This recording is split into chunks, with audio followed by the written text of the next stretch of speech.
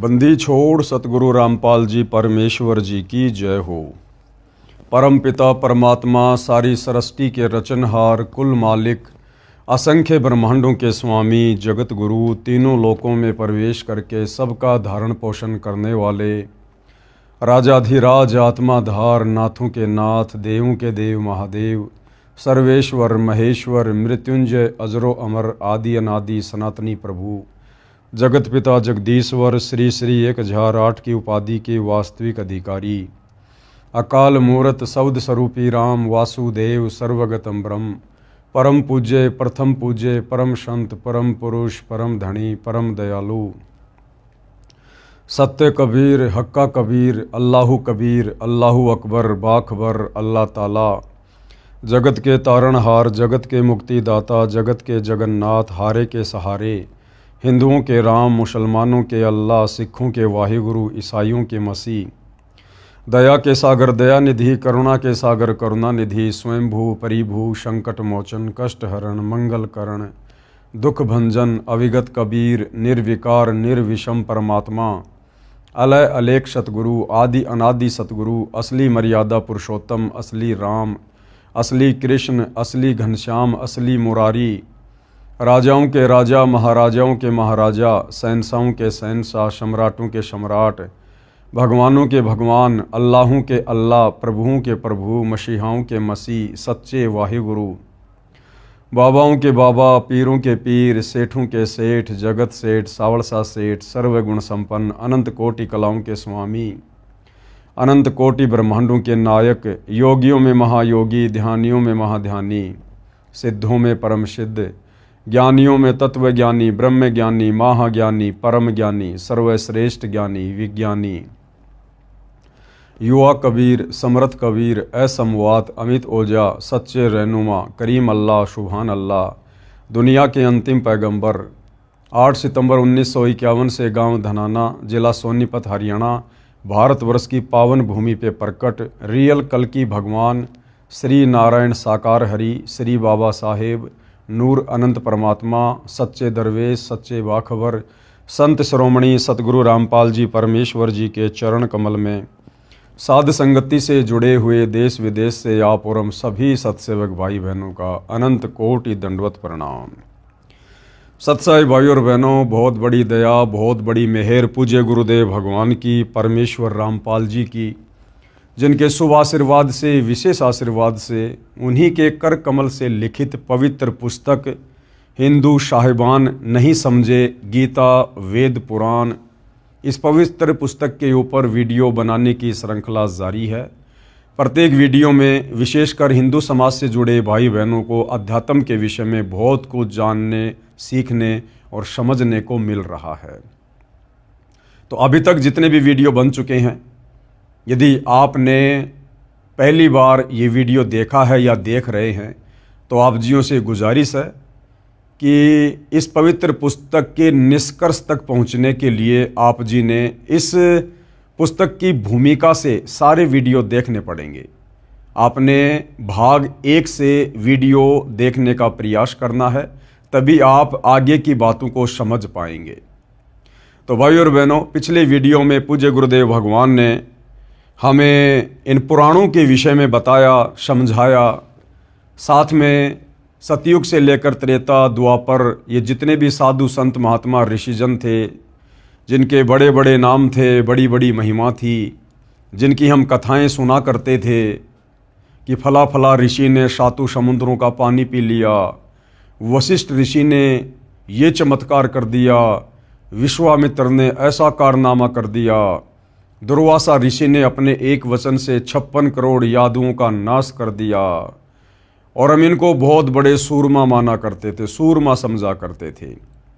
जबकि अब पूज्य गुरुदेव भगवान ने आकर अपने सत्संगों में और हिंदू साहिबान नहीं समझे गीता वेद पुराण इस पवित्र पुस्तक में हमें इनकी जड़ बताई कि इन साधु संत महात्माओं को ऋषियों को श्री रामचंद्र जी के गुरु वशिष्ठ जैसों को विश्वामित्र जैसों को श्री कृष्ण जी के गुरु दुर्वासा जैसे ऋषियों को वेदों के बारे में गीता के बारे में या अध्यात्म के बारे में कै ख गै का भी ज्ञान नहीं था। वेदों का हवाला देकर ये लोग केवल उआ बाई बका करते थे। और उस समय इस ब्राह्मण वर्ग को ही शिक्षा ग्रहण करने का अधिकार था, आम जन को शिक्षा ग्रहण करने का अधिकार नहीं था, जिसके चलते आम जन इन शास्त्रों में क्या लिखा हुआ है अध्यात्म के विषय में हम नहीं जान पाते थे। और जैसा भी ये हमारे धर्मगुरु, धर्म के मार्गदर्शक ऋषि मुनि हमें बता दिया करते थे, हम लोग इनको परम विद्वान मानकर, संस्कृत के ज्ञाता मानकर, वेदों के मर्मज्ञ मानकर इनकी बातों पर विश्वास कर लिया करते थे। तो भाइयों और बहनों, अब जाकर इस कलयुग की बिचली पीढ़ी में स्वयं परम अक्षर ब्रह्म ने सतलोक से चलकर पृथ्वी पर तत्वदर्शी संत के रूप में सन 1994 से ये सारे धर्मशास्त्र दिखा दिखाकर, इन ऋषि महर्षियों की जीवनी दिखा दिखाकर इनकी आध्यात्मिक पोल पट्टी खोली है।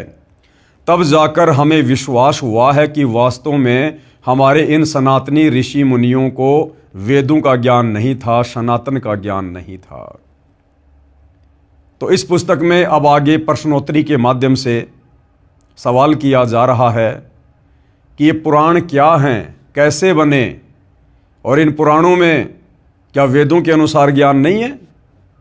और हमारे जो बड़े बड़े महापुरुष हुए हैं, जिन्होंने पुराणों की रचना की हैं, जिनकी कथाएं इन पुराणों में हम पढ़ते हैं, क्या इनको भी वेदों का ज्ञान नहीं था? तो पूज्य गुरुदेव भगवान कह रहे हैं कि इनको तो कै ख गय का भी ज्ञान नहीं था। तो भाइयों और बहनों, अब हम आगे बढ़ते हैं यथार्थता को समझने के लिए। प्रश्न नंबर 14, क्या पुराण शास्त्र नहीं है? तो गुरुदेव भगवान कह रहे हैं कि भैया पुराण शास्त्र हैं, परंतु ये भक्ति के लिए मान्य नहीं हैं, ये भक्ति के हिसाब से उचित नहीं है। इन पुराणों में ऋषि मुनियों का अपना अनुभव ज़्यादा है।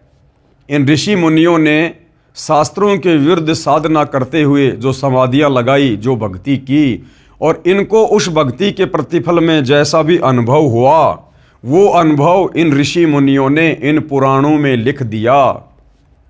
और ऋषि मुनियों का अनुभव यदि वेदों से मेल नहीं खाता है, गीता जी से मेल नहीं खाता है, तो वो शास्त्र भक्ति के योग्य नहीं है। अब हम आगे इन्हीं पुराणों से और उन्हीं बड़े बड़े ऋषि मुनियों की, संतों की जो कथाएं लिखी हुई हैं, उन कथाओं से निष्कर्ष निकालेंगे कि इन बड़े बड़े ऋषि मुनियों का आचरण क्या था, इनका चरित्र क्या था, इनकी रहनी करनी क्या थी। क्या इनके जीवन चरित्र को देखकर, पढ़कर हम कभी भगत बन सकते हैं? हम सच्ची साधना कर सकते हैं? क्या इन ऋषि मुनियों की साधना वेदों के अनुसार थी? तो उसके लिए गुरुदेव हमें कुछ उदाहरण दे रहे हैं। सबसे पहले दुर्वासा ऋषि का उदाहरण दिया जा रहा है, जो कि द्वापर युग में श्री कृष्ण जी के गुरु थे। एक बार पांडव वनवास में थे। दुर्योधन के कहने से दुर्वासा ऋषि 88,000 ऋषियों को लेकर पांडवों के यहाँ गया।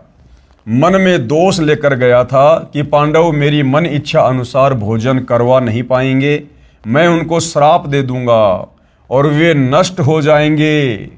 अब गुरुदेव भगवान क्या कह रहे हैं कि जिस दुर्वासा ऋषि को हम बहुत बड़ी तोप माना करते थे कि श्री कृष्ण जी का गुरु तो बहुत पहुंचा हुआ महात्मा होगा, अब गुरुदेव क्या कह रहे हैं, क्या यह नेक व्यक्ति का कर्म है? दुष्ट आत्मा ऐसा करता है।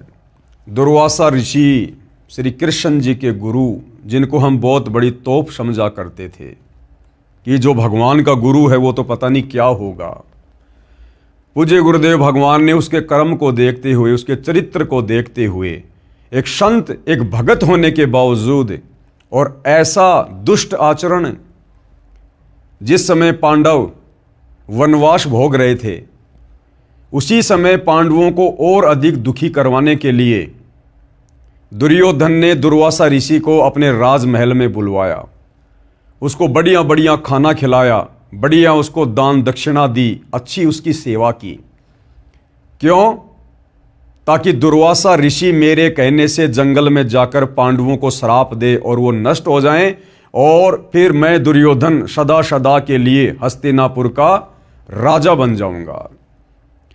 और दुर्वासा ऋषि ठीक दुर्योधन की योजना के अनुसार मन में दोष लेकर पांडवों को श्राप देने की इच्छा से जंगल में चला गया और पांडवों के पास जाकर कहने लगा कि भैया मुझे आज के बोए हुए गेहूं से बनी रोटियां चाहिए, साथ में मुझे मानसरोवर का जल चाहिए, आज ही आम का पौधा बीजा हो, आज ही वो पेड़ बना हो, आज ही उसके फल लगे हों, मुझे वो आम खाने में चाहिए।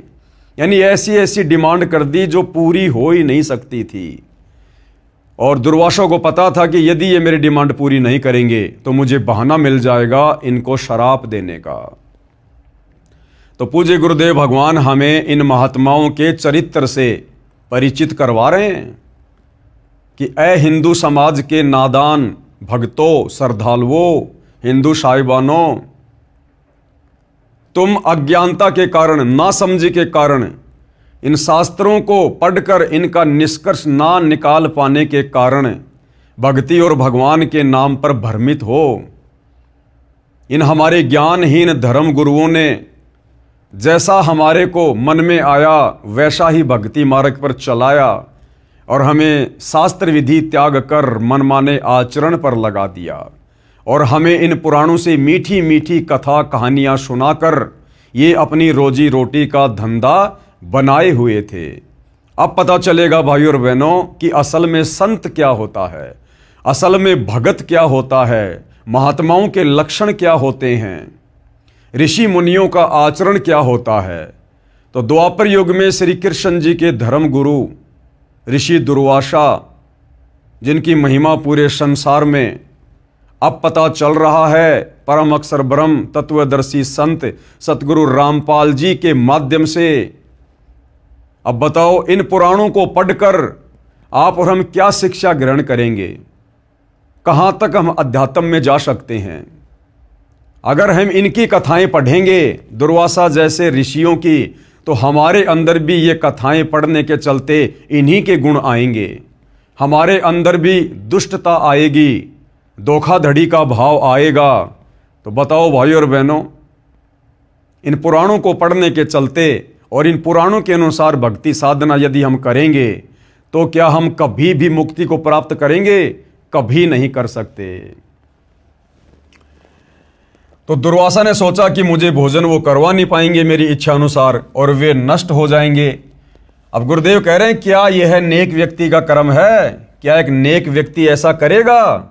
एक सामान्य व्यक्ति भी ऐसा नहीं कर सकता, जबकि ये तो अपने आप को बहुत बड़े महात्मा समझते थे। दुष्ट आत्मा ऐसा कार्य करता है। विचार करो, क्या कह रहे हैं गुरुदेव कि पुण्यात्माओं विचार करो। दुर्वासा महान तपस्वी था, दुर्वासा तप किया करता था, घोर तप। तप के कारण उसके अंदर सिद्धियां आ जाती थी और सिद्धियों का नाजायज फायदा उठाते हुए किसी को आशीर्वाद देकर लाभ दे देता था तो किसी के ऊपर नाराज होकर उसको श्राप दे दिया करता था, जिस कारण से डरता हुआ समाज इनके आगे नतमस्तक रहता था।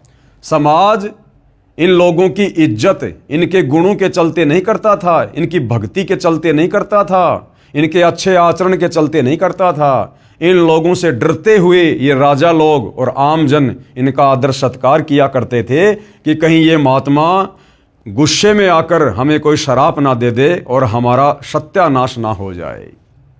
दुर्वासा महान तपस्वी था, जबकि भाई और बहनों ये पवित्र गीता जी तप करने को मना कर रही है कि जो व्यक्ति घोर तप करते हैं, मन कल्पित घोर तप करते हैं, वो इस शरीर में विराजमान देवी देवताओं को और मुझ गीता ज्ञान दाता को भी दुखी करते हैं। तो ये दुर्वासा तो वेदों के विरुद्ध साधना किया करता था, वेदों के विरुद्ध। दुर्वासा महान तपस्वी था। उस घोर तप करने वाले पापाचारी नराधम ने क्या जुल्म करने की ठानी। दुर्वासा को गुरुदेव ने उसके आचरण के चलते नराधम की संज्ञा दी है, यानी नरों में नीच, इंसानों में नीच व्यक्ति। दुखियों को और दुखी करने के मकसद से गया। वो पांडव बेचारे पहले से ही जंगल में वनवास भोग रहे थे, महादुखी थे, और दुर्योधन के कहने से वो दुर्वासा उन पांडवों को जो पहले से दुखी थे उनको और अधिक दुखी करने के मकसद से चला गया। तो बताओ ऐसा आदमी नराधम नहीं होगा, पापाचारी नहीं होगा, दुष्ट आत्मा नहीं होगा तो और क्या होगा?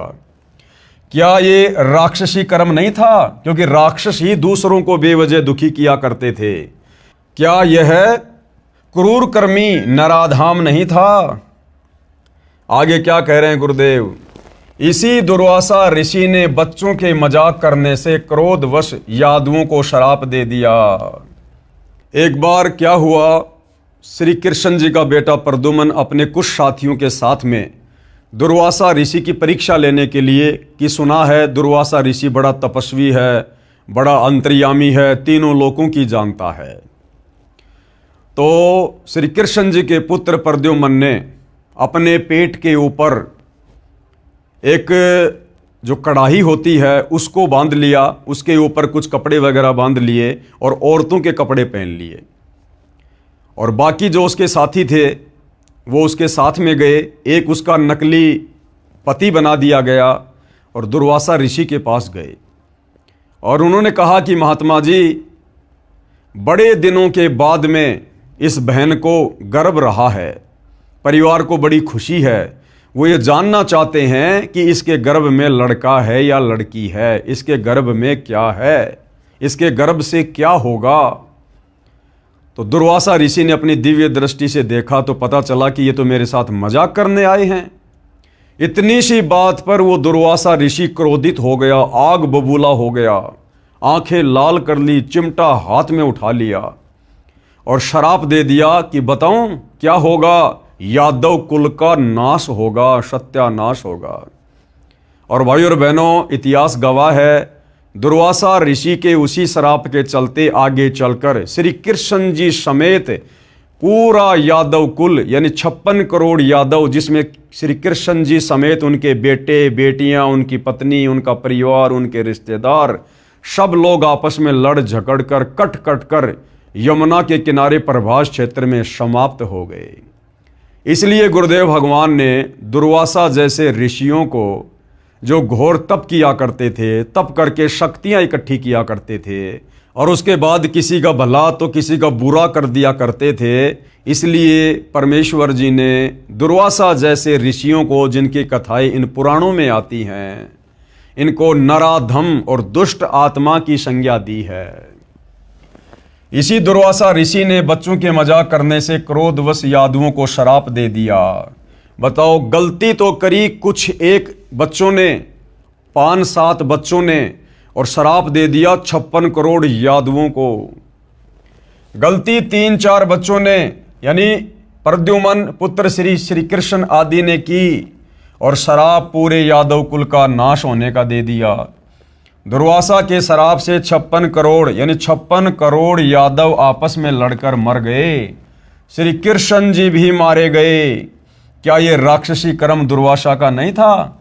और ऐसे राक्षसी कर्म करने वाले संतों की, महंतों की, ऋषियों की कथाएं सुनकर क्या हम मोक्ष प्राप्त कर सकते हैं? इसलिए भाई और बहनों, ये जो पुराण हैं, इन पुराणों की कथाएं, इन पुराणों का ज्ञान वेदों के विरुद्ध है, गीता जी के विरुद्ध है, और इनके ऊपर अमल करने से हम कभी भी अध्यात्म की ऊंचाइयों को नहीं छू सकते। अन्य पुराणों की रचना करने वाले ऋषियों के कारनामे सुनो, अन्य कर्म पुराण की रचना करने वाले ऋषियों के सुनो। वशिष्ठ ऋषि ने एक राजा को राक्षस बनने का श्राप दे दिया। वशिष्ठ ऋषि जो त्रेता युग में विष्णु अवतार श्री रामचंद्र जी के गुरु थे, सोचिए उनका कितना बड़ा आदर सम्मान होगा, कितनी महिमा होगी। 3 लोक के स्वामी विष्णु अवतार रामचंद्र जी के गुरु, और उनके कर्म दुष्ट आत्मा जैसे, नराधम जैसे। वशिष्ठ ऋषि ने एक राजा को राक्षस बनने का श्राप दे दिया, वह राक्षस बनकर दुखी हुआ। वशिष्ठ ऋषि ने एक अन्य राजा को इसलिए मरने का श्राप दे दिया जिसने ऋषि वशिष्ठ से यज्ञ अनुष्ठान न करवाकर अन्य से करवा लिया।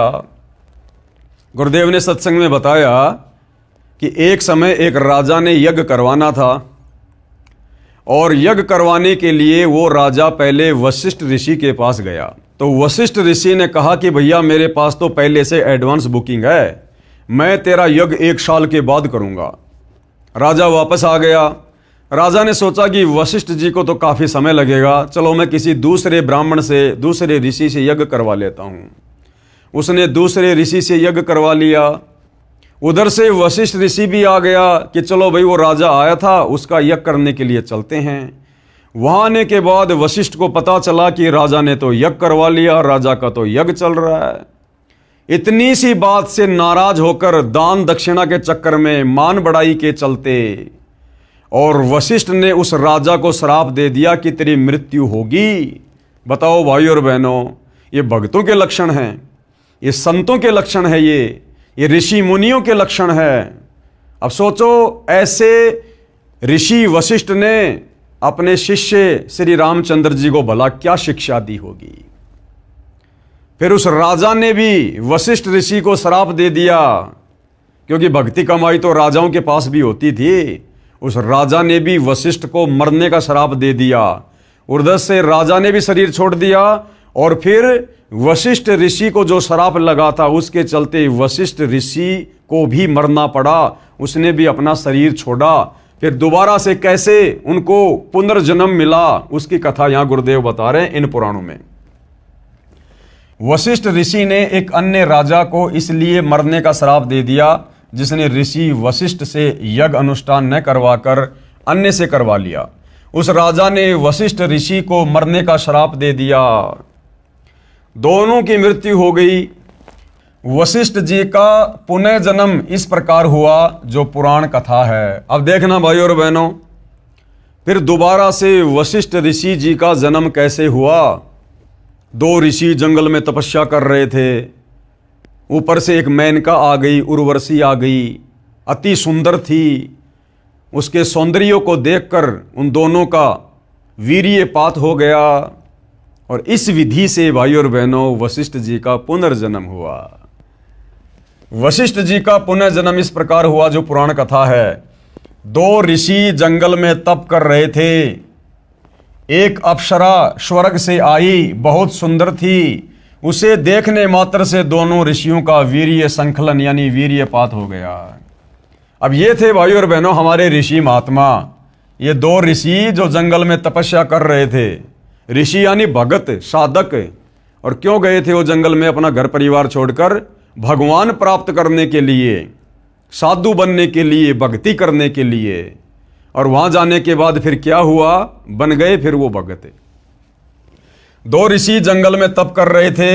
एक अप्सरा स्वर्ग से आई, बहुत सुंदर थी। उसे देखने मात्र से दोनों ऋषियों का वीर्य संकलन यानी वीर्यपात हो गया। दोनों ने बारी बारी जाकर झोपड़ी में रखे खाली घड़े में वीर्य छोड़ दिया। उससे एक तो वशिष्ठ ऋषि वाली आत्मा का पुनर्जन्म हुआ, नाम वशिष्ठ ही रखा गया। दूसरे का कुंभज ऋषि नाम रखा जो अगस्त ऋषि कहलाया। अब देख लो भाई और बहनों, वशिष्ठ ऋषि और अगस्त ऋषि जिसने एक घूंट में 7 समुद्र पी लिए थे। इस प्रकार से इनकी उत्पत्ति हुई है। यानी इनके जो पैदा करने वाले थे उन दोनों ऋषियों का क्या चरित्र था। अब उनमें से कुछ गुण तो वशिष्ठ और अगस्त में भी आएंगे ना।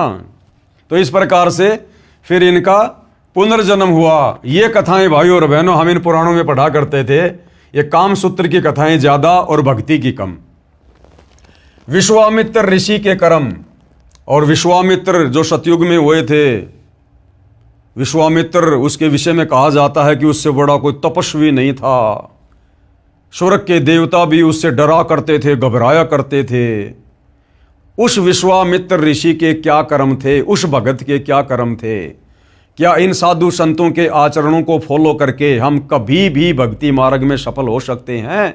हमने यही निष्कर्ष निकालना है भाई और बहनों कि ये जितने भी साधु संत महात्मा थे, क्या इनकी साधना वेदों के अनुसार थी? क्या इनकी भक्ति क्रिया वेदों के अनुसार थी? इन सब ने तप किए, घोर तप किए, मनमाना आचरण किया, वेद विरुद्ध साधना की, जो आज गीता जी बिल्कुल मना कर रही है। तो गीता और वेदों के विरुद्ध जंगलों में जाकर तप करने वाले भला काहे के भगत, काहे के साधक? तो विचार करने की बात यह है, जब इन बड़े बड़े तपस्वियों ने, ऋषियों ने वेद विरुद्ध साधना की तो भला इनकी मुक्ति कैसे हुई होगी? और मुक्ति नहीं हुई तो फिर इनको 84 लाख योनियों में भी जाना पड़ा।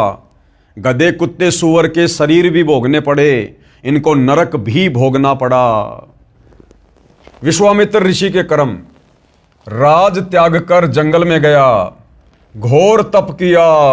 बताओ किसने शिक्षा दे दी कि भैया जंगल में भक्ति होती है? राज्य त्याग कर जंगल में चला गया भक्ति करने के लिए, और फिर वहां भक्ति नहीं करी, फिर बकवादों में लग गया। बकवादों में फिर किस लिए गया था भाई जंगल में? राज त्याग कर जंगल में गया। अब देखो भाइयों और बहनों, गीता जी तो साफ साफ कह रही है कि अर्जुन कर्म योगी बनकर भक्ति कर। कर्म योगी का मतलब होता है अपना काम भी कर और अपनी भक्ति भी कर।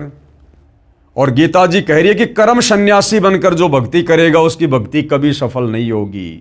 कर्म सन्यासी यानी कार्य करना नहीं और भक्ति करने के लिए जंगलों में चला गया।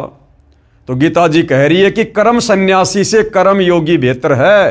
कर्म योगी यानी काम करते करते भक्ति करने वाले की भक्ति सफल होती है। तो राज त्याग कर जंगल में जाना ये वेद विरुद्ध है, गीता विरुद्ध है। जंगल में भगवान कोई पेड़ के थोड़ी बंधा हुआ है जो जाते खोल के ले आएगा। घोर तप किया। अब गीता जी तप करने के लिए भी मना कर रही है। गीता ज्ञान देने वाला ब्रह्म साफ साफ कह रहा कि तप करने वाले तो मुझे भी दुखी करते हैं, उनको तो मैं आसुरी योनियों में डालता हूं और नरक में डालता हूं उनको। तो क्या साधना की थी भाई और बहनों हमारे इन ऋषियों ने, जिनका आज तक हम आध्यात्मिक नादानी के चलते गुणगान कर रहे हैं और सिद्धियां प्राप्त की। वशिष्ठ ऋषि ने उसे राज ऋषि कहा, यानी विश्वामित्र जी राज त्याग कर जंगल में चले गए, घोर तप किया, सिद्धियां प्राप्त की। उसके बाद में वशिष्ठ ऋषि ने उसे राज ऋषि कहा। उसको ब्रह्म ऋषि नहीं कहा, उसको राज ऋषि कहा, क्योंकि विश्वामित्र राजाओं के दरबार में जाया करता था, वो महिमा का भूखा था। तो वशिष्ठ ऋषि ने उसे राज ऋषि कहा। उससे शुभद यानी क्रोधित होकर वशिष्ठ जी के 100 पुत्रों को मार दिया। वशिष्ठ ने विश्वामित्र को राज ऋषि कहकर संबोधित किया तो विश्वामित्र ने गुस्से में आकर वशिष्ठ ऋषि के 100 पुत्रों की हत्या कर दी। अब बताओ ये भक्तों के लक्षण हैं? ये ऋषि मुनियों के लक्षण है क्या ये मर्डर करना? अरे ये काम तो गैंगस्टर करते हैं, गुंडे लोग करते हैं, और हम इनको बहुत बड़े भगत ऋषि मानकर इनकी महिमा किया करते थे। वशिष्ठ जी के 100 पुत्रों को मार दिया। जब वशिष्ठ ऋषि ने उसे ब्रह्म ऋषि कहा तो खुश हुआ, और जब उसको ब्रह्म ऋषि कह दिया एक समय तो विश्वामित्र बड़ा प्रसन्न हुआ। ये तो वही बात हो गई, यदि हम कुत्ते को रोटी डालेंगे तो पूंछ हिलाएगा, और उसको जरा सा हम उसको कहेंगे हट तो तुरंत वो भौंकेगा। तो ये आचरण था भाइयों और बहनों हमारे इन बड़े बड़े ऋषि मुनियों का। जब वशिष्ठ ऋषि ने उसे ब्रह्म ऋषि कहा तो खुश हुआ, क्योंकि विश्वामित्र राज ऋषि कहने से अपना अपमान मानता था और ब्रह्म ऋषि कहलाना चाहता था, यानी मान बढ़ाई की भूख थी। अब क्या कह रहे हैं गुरुदेव, हमें क्या समझाना चाह रहे हैं भाई और बहनों? विचार करो, क्या ये राक्षसी कर्म नहीं है? भगत होने के बावजूद विश्वामित्र ने वशिष्ठ ऋषि के 100 पुत्रों की हत्या कर दी। क्या ये राक्षसी कर्म नहीं है? क्या ये असुरों जैसे कर्म नहीं है? इसलिए गुरुदेव इनको नराधम दुष्ट आत्माओं की संज्ञा देते हैं। ऐसे ऐसे ऋषियों की रचनाएं हैं 18 पुराण में। अब सोचो, ऐसे ऋषियों की ऐसी घटनाएं, इनकी ऐसी कहानियां पढ़कर हमें क्या शिक्षा मिलेगी? हम भी वही कर्म करेंगे, हमारे अंदर भी उसी प्रकार से मान बढ़ाई पैदा होगी जो इनमें भरी पड़ी थी। तो बताओ, इन पुराणों को पढ़कर, इन पुराणों की ये कथाएं पढ़कर हम कैसे अध्यात्म की ओर आगे बढ़ सकते हैं? एक समय ऋषि विश्वामित्र जंगल में कुटिया में बैठा था। एक मेनका नामक उर्वशी स्वर्ग से आकर कुटिया के पास घूम रही थी। अब देखना, राज्य त्याग कर विश्वामित्र जी जंगल में गए तपस्या करने, साधना करने, भगवान पाने के लिए, परमात्मा पाने के लिए। और जब विश्वामित्र जंगल में अपनी कुटिया में बैठा था तो एक मेनका नामक उर्वशी स्वर्ग से आकर कुटिया के पास घूम रही थी। क्योंकि भाई और बहनों, जो देवताओं का राजा इंद्र है उसको एक हिदायत दी जाती है जब उसको इंद्र की वो पदवी दी जाती है। उसको सूचित कर दिया जाता कि भैया यदि पृथ्वी पर इंद्र की गद्दी प्राप्त करने योग्य किसी ने तप कर लिया, भक्ति साधना कर ली, हवन यज्ञ कर लिए, तो उसी समय तेरे को इंद्र की गद्दी से नीचे उतारा जाएगा और उसको इंद्र की गद्दी सौंपी जाएगी। उस व्यक्ति को, उस साधक को इंद्र की गद्दी पर बैठा दिया जाएगा। तो इंद्र को हमेशा चिंता रहती है कि इंद्र की गद्दी प्राप्त करने योग्य कोई तप ना कर ले, कोई तपस्या ना कर ले, कोई भक्ति ना कर ले। तो वो अपने हलकारों को, अपने एजेंटों को इस पृथ्वी पर गुप्त रूप में इस प्रकार की जानकारी इकट्ठा करने के मकसद से और उन तपस्वियों के तप को खंडित करवाने की दृष्टि से भेजता रहता है। यानी हमने जो पढ़ा था ना गीता अध्याय 9 श्लोक नंबर 25 में कि पितरों को पूजने वाले पितरों को प्राप्त होंगे, भूतों को पूजने वाले भूत बनेंगे और देवताओं को पूजने वाले देवताओं के पास जाएंगे। तो देवताओं की पूजा करने वाले इस प्रकार से देवलोक में चले जाते हैं और वहाँ फिर ये देवता लोग, वहाँ के राजा लोग फिर उनका मिसयूज करते हैं। मिसयूज कैसे? जैसे विश्वामित्र जी जंगल में अपनी कुटिया में बैठा था, तप करने के मकसद से जंगल में आया था। उधर से इंद्र को किसी ने सूचना दे दी, उसके हलकारे ने, उसके सैनिक ने, कि भैया ऐसे ऐसे विश्वामित्र घोर तप कर रहा है। उधर से इंद्र ने वो मेनका भेज दी, वो लड़की भेज दी जो इस पृथ्वी लोक पर भक्ति करके देवताओं की देवलोक में चली गई थी, यानी देवताओं को पूजने वाले देवताओं के लोक में जाएंगे। तो इंद्र फिर इस प्रकार से उन आत्माओं का दुरुपयोग करता है। तो इंद्र ने क्या किया कि एक मेनका नामक उर्वशी स्वर्ग से आकर कुटिया के पास घूमने लगी। विश्वामित्र उस पर आसक्त हो गया। बताओ, राज्य छोड़कर गया था, बाल बच्चे छोड़कर गया था, अपनी जो पत्नियां थी उनको छोड़ छाड़ के गया था कि मैं भक्ति करूंगा, भगत बनूंगा, और जंगल में जाकर फिर वही कुकर्म करने लग गया। उस मेनका की सुंदरता को देखकर उसके ऊपर आसक्त हो गया और उससे शारीरिक संबंध बनाए। विश्वामित्र उस पर आसक्त हो गया, पति पत्नी व्यवहार किया, यानी शारीरिक संबंध बनाए। एक कन्या का जन्म हुआ, नाम शकुंतला रखा। कन्या जब 6 महीने की हुई तो उर्वशी स्वर्ग में चली गई। बोली मेरा काम हो गया, तेरी औकात का पता करने इंद्र ने भेजी थी, वह देख ली। जाते जाते उस मेनका ने क्या कहा कि मुझे तो इंद्र ने भेजी थी तेरी औकात का पता करने के लिए कि तू कितना बड़ा भगत है, तू कितना बड़ा तपस्वी है, तू घर छोड़कर, बाल बच्चों को छोड़कर भक्ति करने आया था या बकवाद करने आया था। भाई का इतना सा मुंह हो गया, इतना सा मुंह। कन्या 6 महीने की हुई तो उर्वशी स्वर्ग में चली गई। बोली मेरा काम हो गया, तेरी औकात का पता करने इंद्र ने भेजी थी, वो देख ली। कहते हैं विश्वामित्र उस कन्या को कण्व ऋषि की कुटिया के सामने रखकर फिर से गहरे जंगल में तप करने गया। कण्व ऋषि ने उस कन्या को पाल पोस कर राजा दुष्यंत से विवाह कर दिया। अब एक बार तो भाई ने तपस्या करके किला तोड़ दिया, फिर दोबारा से गहरे जंगल में चला गया। तो गुरुदेव कह रहे हैं दूसरी बार कौन सा वो गीता जी पढ़ के गया था जो बिल्कुल सही साधना की होगी उसने, दोबारा भी वही डले ढोने के लिए चला गया, वेद विरुद्ध साधना करने के लिए। तो क्या कह रहे हैं गुरुदेव, विचार करो, विश्वामित्र पहले उसी गहरे जंगल में घोर तप करके आया ही था। अरे उस गहरे जंगल में तो पहले तप करके आया था, उसके बाद वो अप्सरा के ऊपर आसक्त हो गया और दोबारा से गहरे जंगल में चला गया और आते ही वशिष्ठ जी के पुत्र मार डाले, उर्वशी से उलझ गया, नाश करवाकर फिर डले ढोने गया। फिर क्या वह गीता पढ़ कर गया था कि दूसरी बार जंगल में कौन सा वो गीता जी पढ़ के गया था जो बिल्कुल सही साधना करके आया होगा, वो ही डले उसने दोबारा से ढोए।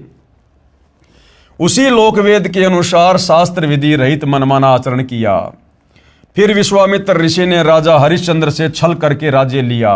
बताओ, फिर विश्वामित्र ने राजा हरिश्चंद्र से छल करके, धोखा करके और उसका राज्य छीन लिया। बेचारा राजा हरिश्चंद्र, उसका बेटा, उसकी पत्नी, उन्होंने कितने दुख उठाए।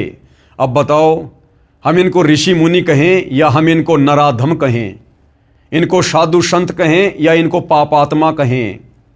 क्या एक भगत, एक ऋषि कभी किसी को दुखी कर सकता है? कभी किसी के ऊपर इस प्रकार से पीड़ाओं का दौर शुरू कर सकता है?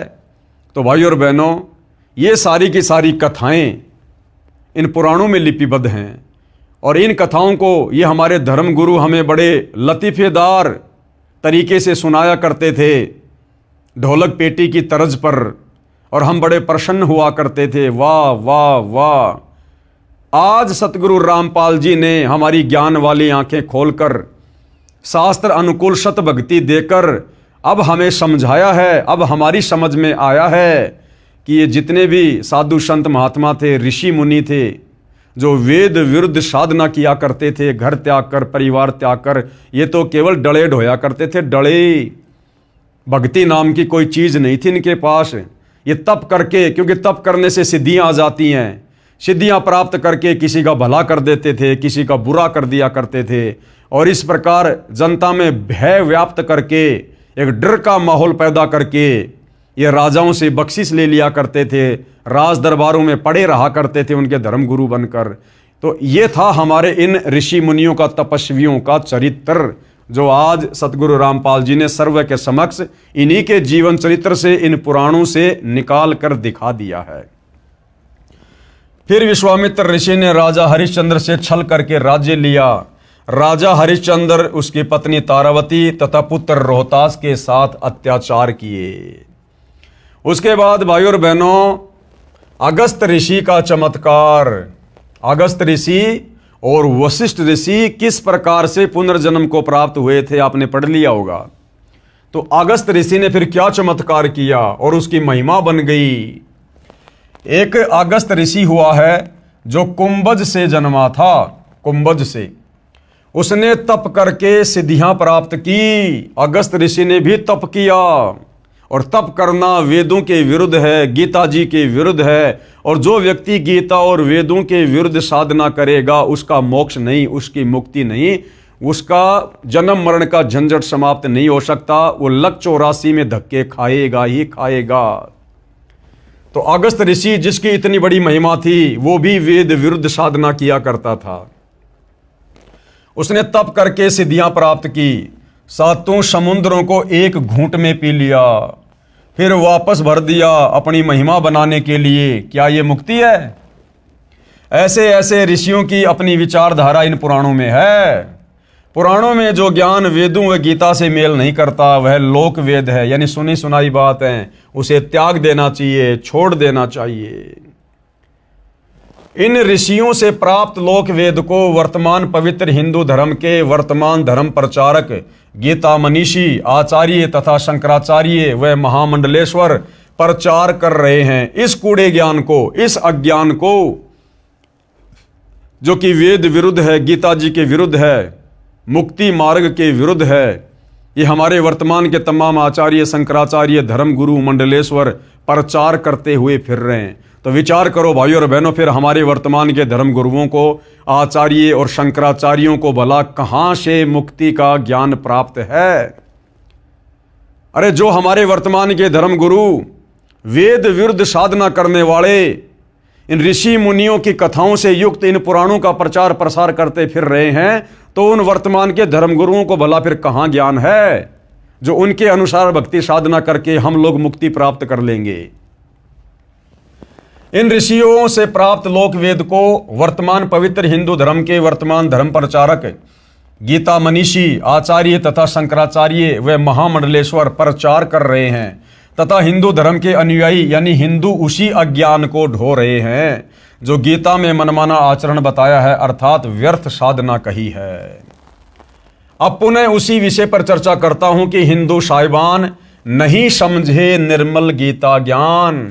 यानी अब तो धीरे धीरे हिंदू समाज से जुड़े भाई बहनों को ये बात समझ में आ जानी चाहिए कि आज से पहले हमारे पूर्वज, हमारे धर्म गुरु क्या भक्ति साधना किया करते थे, और उस वेद विरुद्ध भक्ति साधना करने के चलते उनकी क्या गति हुई होगी या दुर्गति हुई होगी। तो गुरुदेव कह रहे हैं कि अब पुनः उसी विषय पर चर्चा करता हूं कि हिंदू साहिबान यानी हिंदू धर्म से जुड़े भाई बहन नहीं समझे निर्मल गीता ज्ञान, इस गीता के ज्ञान को समझ नहीं पाए। प्रश्न नंबर 15, हिंदू पक्ष। भक्ति व धर्म कर्म तो लगभग सब करते हैं, आप तथा आपके अनुयायी ही नहीं करते। यानी किसी ने सवाल किया हिंदू धर्म की ओर से सतगुरु रामपाल जी से कि भक्ति व धर्म कर्म तो लगभग सब करते हैं, आप कौन सतगुरु रामपाल जी, और आपके अनुयायी ही नहीं करते। आप कहना क्या चाहते हैं? आपकी बातों से लग रहा है कि आपके अतिरिक्त कोई ठीक से भक्ति नहीं करते। तो गुरुदेव ने क्या उत्तर दिया? यह सही है कि जो आप कह रहे हैं ना, ये बिल्कुल सत्य बात है। दास रामपाल दास यही कहता है कि विश्व में कोई भी गुरु मेरे अतिरिक्त शास्त्रोक्त साधना न तो स्वयं करता है और न ही अपने अनुयायियों से करवाता है। ये परम सत्य है, क्योंकि उनको अपने अपने शास्त्रों का ज्ञान ही नहीं है। किनको? हिंदू धर्म गुरुओं को। उनको अपने अपने शास्त्रों का यानी गीता और वेदों का ज्ञान ही नहीं है। आप निम्न बातें नोट करो और बताओ। प्रश्न नंबर 16, क्या आप बता सकते हैं गीता अध्याय 18 श्लोक 62 में गीता बोलने वाले प्रभु ने अपने से अन्य किस परमेश्वर की शरण में जाने को कहा है? तो गुरुदेव ने सवाल किया कि भैया क्या आप और आपके धर्मगुरु बता सकते हैं कि गीता का ज्ञान देने वाले भगवान ने, जिसको तुम श्री कृष्ण जी कहते हो, विष्णु कहते हो, असल में वो ब्रह्म है जो श्री कृष्ण जी के शरीर में प्रेत की तरह प्रवेश करके महाभारत के युद्ध में गीता जी का ज्ञान बोल रहा है। तो गीता का ज्ञान बोलने वाला वो भगवान गीता अध्याय 18 श्लोक नंबर 62 में अपने से अन्य और किस भगवान की शरण में जाने को अर्जुन को कह रहा है? क्या पता है तुम्हारे धर्मगुरुओं को? क्या पता है हिंदू समाज के श्रद्धालुओं को? किसी को नहीं पता, किसी को नहीं पता। तो बताओ फिर सतगुरु रामपाल जी के अलावा गीता और वेदों का ज्ञान वर्तमान में फिर है किसको? क्या आप बता सकते हैं गीता अध्याय 18 श्लोक 62 में गीता बोलने वाले प्रभु ने अपने से अन्य किस परमेश्वर की शरण में जाने को कहा है? उत्तर हिंदुओं की ओर से श्री कृष्ण यानी श्री विष्णु जी ने अपनी शरण में आने को कहा है। श्री विष्णु जी से ऊपर कोई शक्ति यानी सत्ता अर्थात भगवान ही नहीं है, फिर अपने से अन्य की शरण में जाने को कहने का प्रश्न ही नहीं है। प्रश्न नंबर 17, यानी हिंदुओं से फिर सवाल किया गया है कि आपको शास्त्रों का ज्ञान नहीं है, इसलिए आप ऐसी बातें कह रहे हो। अन्यथा गीता अध्याय 18 श्लोक नंबर 62 में गीता ज्ञान देने वाले भगवान ने, जिसे आप श्री कृष्ण समझो या विष्णु समझो, साफ साफ कह रहा कि अर्जुन, अगर तुझे जन्म मरण से पूर्णतया छुटकारा चाहिए तो उस परम अक्षर ब्रह्म की शरण में चला जा, उस सनातन परम धाम को प्राप्त कर, और उसके लिए अध्याय 4 श्लोक नंबर 34 के अनुसार किसी तत्वदर्शी संत की खोज कर ले। भैया मेरे पास वो भक्ति नहीं है। तो प्रश्न 17, आपको शास्त्रों का ज्ञान नहीं है इसलिए आप ऐसी बातें कह रहे हो। उत्तर हिंदू पक्ष अब उत्तर दे रहा है कि मैं 40 वर्ष से धार्मिक ग्रंथों गीता व पुराणों को पढ़ता आ रहा हूं, मुझे पूर्ण ज्ञान है। प्रश्न 18 हिंदू पक्ष की ओर से, प्रमाण दिखाओ जो बातें आप कह रहे हो कि श्री विष्णु जी से ऊपर श्री देवी जी व उससे ऊपर काल ब्रह्म है, काल ब्रह्म से ऊपर परम अक्षर ब्रह्म है। तो उत्तर दे रहे हैं गुरुदेव भगवान, आप झूठ कह रहे हो कि श्री विष्णु जी से ऊपर कोई परमात्मा यानी शक्ति नहीं है। गुरुदेव भगवान कह रहे हैं कि हे नादान, श्री विष्णु जी से ऊपर तो बहुत शक्तियां हैं। अब ये प्रमाण करके दिखाएंगे गुरुदेव भगवान हिंदू शास्त्रों से। पेश है प्रमाण के लिए संक्षिप्त श्रीमद् देवी भागवत पुराण के प्रथम स्कंद के अध्याय 4 पेज नंबर 44 और 45 की फोटोकॉपी, जिसमें श्री विष्णु जी ने कहा है कि मैं देवी दुर्गा अष्टंगी की भक्ति करता हूं। जो हिंदू भाई ये कहते हैं ना कि श्री विष्णु जी से ऊपर और कोई भगवान नहीं, कोई परमात्मा नहीं है, ये अजन्मा है, अनादि है, सर्वेश्वर है, महेश्वर है, तो भैया हमारे धर्मशास्त्रों में श्रीमद् देवी भागवत पुराण प्रथम स्कंद चौथा अध्याय पेज नंबर 44 और 45 इसकी फोटो कॉपी दिखाई जा रही है भाई, जिसमें श्री विष्णु जी स्वयं स्वीकार कर रहे हैं कि मैं देवी दुर्गा से ऊपर किसी को परम शक्ति नहीं मानता, यानी मेरे से ऊपर तो देवी दुर्गा है और देवी दुर्गा से ऊपर मैं किसी को परमात्मा नहीं मानता, और मैं तो खुद देवी दुर्गा की भक्ति करता हूं। तो विष्णु जी से ऊपर तो देवी दुर्गा हो गई। फिर आगे चलकर देवी दुर्गा कह रही है कि मेरी भक्ति भी छोड़ दो, तुम ब्रह्म की भक्ति करो, ब्रह्म की भक्ति जो कि ब्रह्म लोक में रहता है, ओम उसका मंत्र है। फिर आगे चलकर गीता में वो ब्रह्म भी अध्याय 18 श्लोक नंबर 62 में मना कर रहा कि भैया अगर पूर्ण मुक्ति चाहिए तो परम अक्षर ब्रह्म की शरण में जा।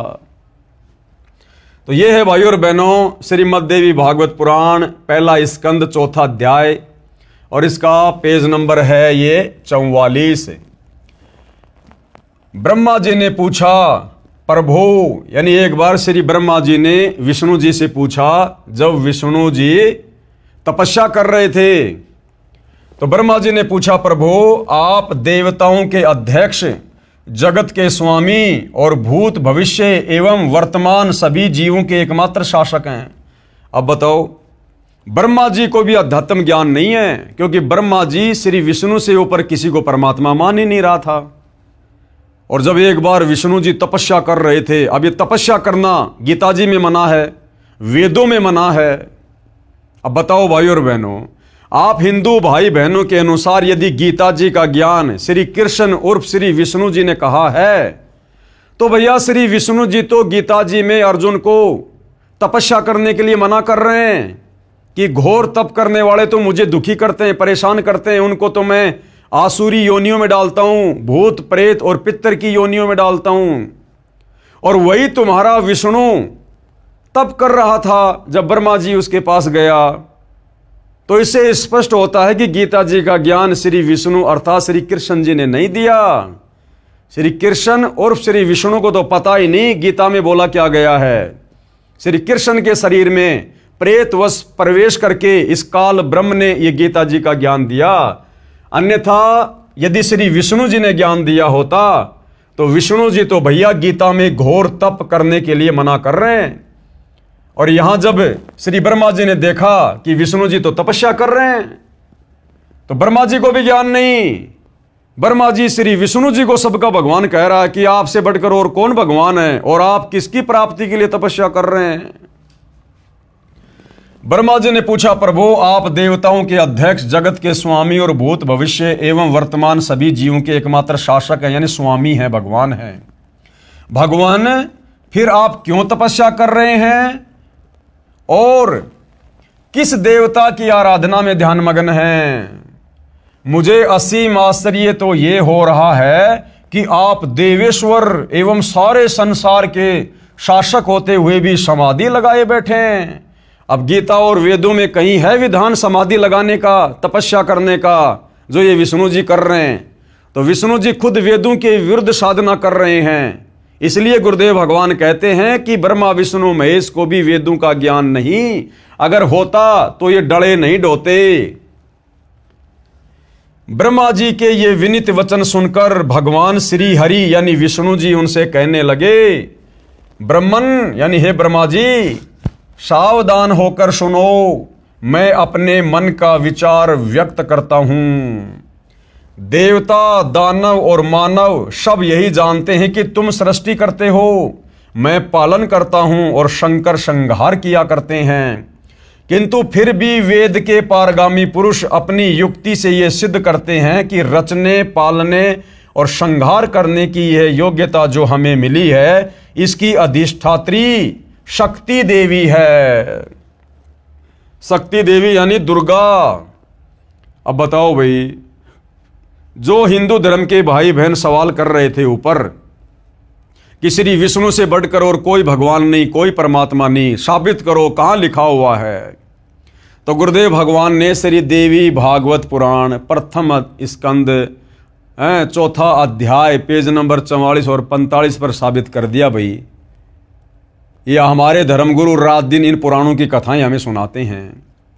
इन्हीं में लिखा हुआ दिखा दिया पूज्य गुरुदेव भगवान ने, सतगुरु रामपाल जी ने, कि ना तो ब्रह्मा जी को ज्ञान और ना श्री विष्णु जी को वेद ज्ञान, जो तपस्या कर रहे हैं, समाधि लगाए बैठे हैं और कह रहे हैं कि दुनिया की नजरों में तो यही है, संसार की नजरों में तो यही है कि ब्रह्मा तुम तो संसार की सृष्टि करते हो, मैं विष्णु पालन पोषण करता हूं और शंकर सबका संहार करता है। किंतु वेद के पारगामी पुरुष, यानी जिनको वेदों का कंप्लीट ज्ञान है, तत्वदर्शी संत, वो अपनी युक्ति से ये साबित करते हैं क्या? फिर भी वेद के पारगामी पुरुष अपनी युक्ति से ये सिद्ध करते हैं कि रचने, पालने और श्रृंगार करने की ये योग्यता जो हमें मिली है, इसकी अधिष्ठात्री शक्ति देवी है। क्योंकि समुद्र मंथन के दौरान इन तीनों देवताओं को यहाँ की व्यवस्था संभालने के लिए, चलाने के लिए इस काल ब्रह्म के आदेश से देवी दुर्गा ने ही शक्तियाँ दी थी। इसलिए भाइयों और बहनों, श्री विष्णु जी शक्ति देवी से ऊपर कह रहे हैं मैं किसी को भगवान नहीं मानता। यानी जो हिंदू भाई ये सवाल कर रहा था कि विष्णु से बढ़कर और कोई परमात्मा नहीं है, तो देख लो भाइयों और बहनों, श्री विष्णु जी तो शक्ति के अधीन होकर ये तीनों देवता ब्रह्मा विष्णु महेश अपनी माता देवी दुर्गा शक्ति देवी के अधीन होकर कार्य कर रहे हैं। यानी इनसे ऊपर तो ये देवी दुर्गा भगवान है। वे कहते हैं कि संसार की सृष्टि करने के लिए तुम में राजसी शक्ति का संचार हुआ है। यानी ब्रह्मा जी रजोगुण हैं, मुझे यानी विष्णु सात्विक शक्ति मिली है, यानी श्री विष्णु जी सतोगुण युक्त हैं, और रुद्र यानी शंकर, रुद्र में तामसी शक्ति का आविर्भाव हुआ है, यानी श्री शंकर जी तमोगुण हैं। उस शक्ति के अभाव में तुम इस संसार की सृष्टि नहीं कर सकते, मैं पालन करने में सफल नहीं हो सकता, और रुद्र यानी शंकर जी से संहार कार्य होना भी असंभव नहीं। ब्रह्मा जी हम सभी, देख लो भाई, विष्णु जी कह रहे हैं ब्रह्मा जी को कि ब्रह्मा जी हम सभी यानी मैं और शंकर और तुम, हम सभी यानी तीनों देवता उस शक्ति के सहारे ही अपने कार्यों में सदा सफल होते आए हैं। यानी देवी दुर्गा के, शक्ति देवी के आशीर्वाद से हम तीनों के कार्य हो रहे हैं। तो ब्रह्मा विष्णु महेश से बड़ी शक्ति, ब्रह्मा विष्णु महेश से बड़ा भगवान यहां पर कौन साबित हुआ? देवी दुर्गा। मैं सदा तप करने में लगा रहता हूं। बताओ भाइयों और बहनों, गीता और वेद तप करने के लिए मना कर रहे हैं कि तप करने वाला नरक में जाएगा, 84 लाख योनियों में जाएगा। और विष्णु जी कह रहे कि मैं सदा तप करने में लगा रहता हूं, यानी वेद विरुद्ध साधना। अब सोचो भाइयों और बहनों, जब ब्रह्मा विष्णु महेश को वेदों का ज्ञान नहीं, तो इनसे वेद लेकर इनके वंशज मनु जैसों को फिर कहां से ज्ञान होगा?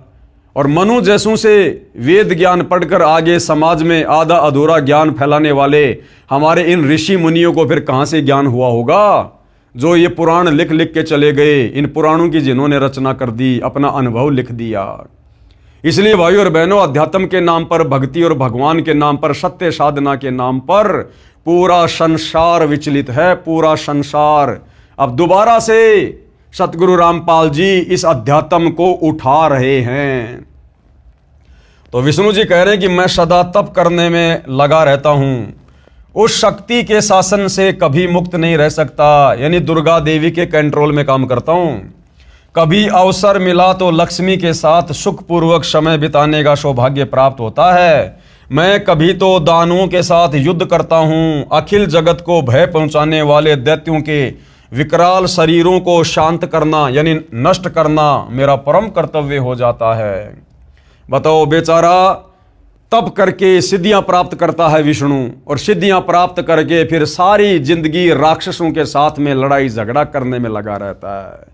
यानी भाई और बहनों, पल भर की भी शांति नहीं हमारे भगवानों को, पल भर की भी। अब इनकी भक्ति करके फिर हमें कैसे परम शांति प्राप्त होगी? उन्हीं भगवती शक्ति का मैं निरंतर ध्यान किया करता हूं। ब्रह्मा जी, अब देख लो भाई और बहनों, जो कह रहे थे कि विष्णु से ऊपर कोई भगवान नहीं, कोई शक्ति नहीं, ब्रह्मा जी मेरी जानकारी में इस भगवती शक्ति से बढ़कर दूसरे कोई देवता नहीं है। क्लियर कर दिया विष्णु जी ने कि मेरी जानकारी में इस भगवती शक्ति दुर्गा से बढ़कर और कोई भगवान नहीं, कोई देवता नहीं। यानी विष्णु जी ने अपने से ऊपर देवी दुर्गा को साबित कर दिया। जो भाई ये कह रहे थे सवाल करके कि विष्णु जी से ऊपर कोई भगवान नहीं, कोई परमात्मा नहीं, देख लो भाई इन्हीं पुराणों में लिखा हुआ है। आगे क्या कह रहे हैं गुरुदेव भगवान, इस संक्षिप्त श्रीमद देवी भागवत के उल्लेख से हिंदू पक्ष का दावा गलत सिद्ध होता है। हिंदू पक्ष ने जो दावा किया था ना कि विष्णु से बढ़कर और कोई शक्ति नहीं, कोई भगवान नहीं, तो भैया ये श्री मद देवी भागवत पुराण पहला स्कंद चौथा अध्याय पेज नंबर 44 और 45 बिल्कुल क्लियर कर रहा है। और हिंदू पक्ष ने जो सवाल किया था वो हिंदू पक्ष यहां पर गलत साबित हुआ। इस संक्षिप्त श्रीमद देवी भागवत के उल्लेख से हिंदू पक्ष का दावा गलत सिद्ध होता है कि श्री विष्णु जी से ऊपर कोई भगवान नहीं है, क्योंकि श्रीमद देवी भागवत देवी पुराण के प्रथम स्कंद के अध्याय 4 में प्रमाण है कि एक बार श्री ब्रह्मा जी ने श्री विष्णु जी को महान तप करते हुए देखकर प्रसन्न किया। अब दोबारा से आपको गुरुदेव भगवान दिखा रहे हैं लिखा हुआ, जो आपने अभी फोटोकॉपी में देखा कि एक बार श्री ब्रह्मा जी गए विष्णु जी से मिलने, तो ब्रह्मा जी ने देखा कि विष्णु जी तो तप करने में लगे हुए हैं। एक बार श्री ब्रह्मा जी ने श्री विष्णु जी को महान तप करते हुए देखकर प्रसन्न किया कि हे प्रभु, आप देवताओं के अध्यक्ष, जगत के स्वामी तथा सभी जीवों के शासक होते हुए भी किस देवता की आराधना में ध्यानमग्न हैं? मुझे असीम आश्चर्य तो ये हो रहा है कि आप देवेश्वर यानी देवताओं में सर्वश्रेष्ठ एवं सारे संसार के शासक यानी मालिक स्वामी भगवान होते हुए भी समाधि लगाए बैठे हैं। आप सर्व समर्थ पुरुष से बढ़कर कौन विशिष्ट है? यानी ब्रह्मा जी तो विष्णु जी से बढ़कर किसी को समर्थ भगवान मान ही नहीं रहा, उसे बताने की कृपा कीजिए। ब्रह्मा जी कह रहे हैं विष्णु जी मुझे भी बताओ वो कौन सा भगवान है ऐसा जिसकी आप भी भक्ति कर रहे हो। ब्रह्मा जी के विनीत वचन सुनकर भगवान श्री हरि उनसे कहने लगे, ब्राह्मण सावधान होकर सुनो, मैं अपने मन का विचार व्यक्त करता हूं। मैं भगवती अध्याशक्ति यानी अष्टंगी यानी देवी दुर्गा का ध्यान तप करके किया करता हूं। अब ये तप करना भाई और बहनों कौन से शास्त्र में लिखा हुआ है? ना वेदों में ना गीता में। ये समाधि लगाना कौन से शास्त्र में लिखा हुआ है? तो जब हमारे तीनों भगवान ही वेद विरुद्ध साधना कर रहे हैं तो बाकी जीवों को, ऋषि मुनियों को, शंकराचार्यों को, महर्षियों को भला कहां से वेद ज्ञान होगा? इसलिए सबकी दुर्गति होती है। ये सारे के सारे लक 84 में जाते हैं, ब्रह्मा विष्णु महेश सहित। अब बताओ भाई और बहनों फिर कौन बच गया हम जिसके मार्गदर्शन में भक्ति करें?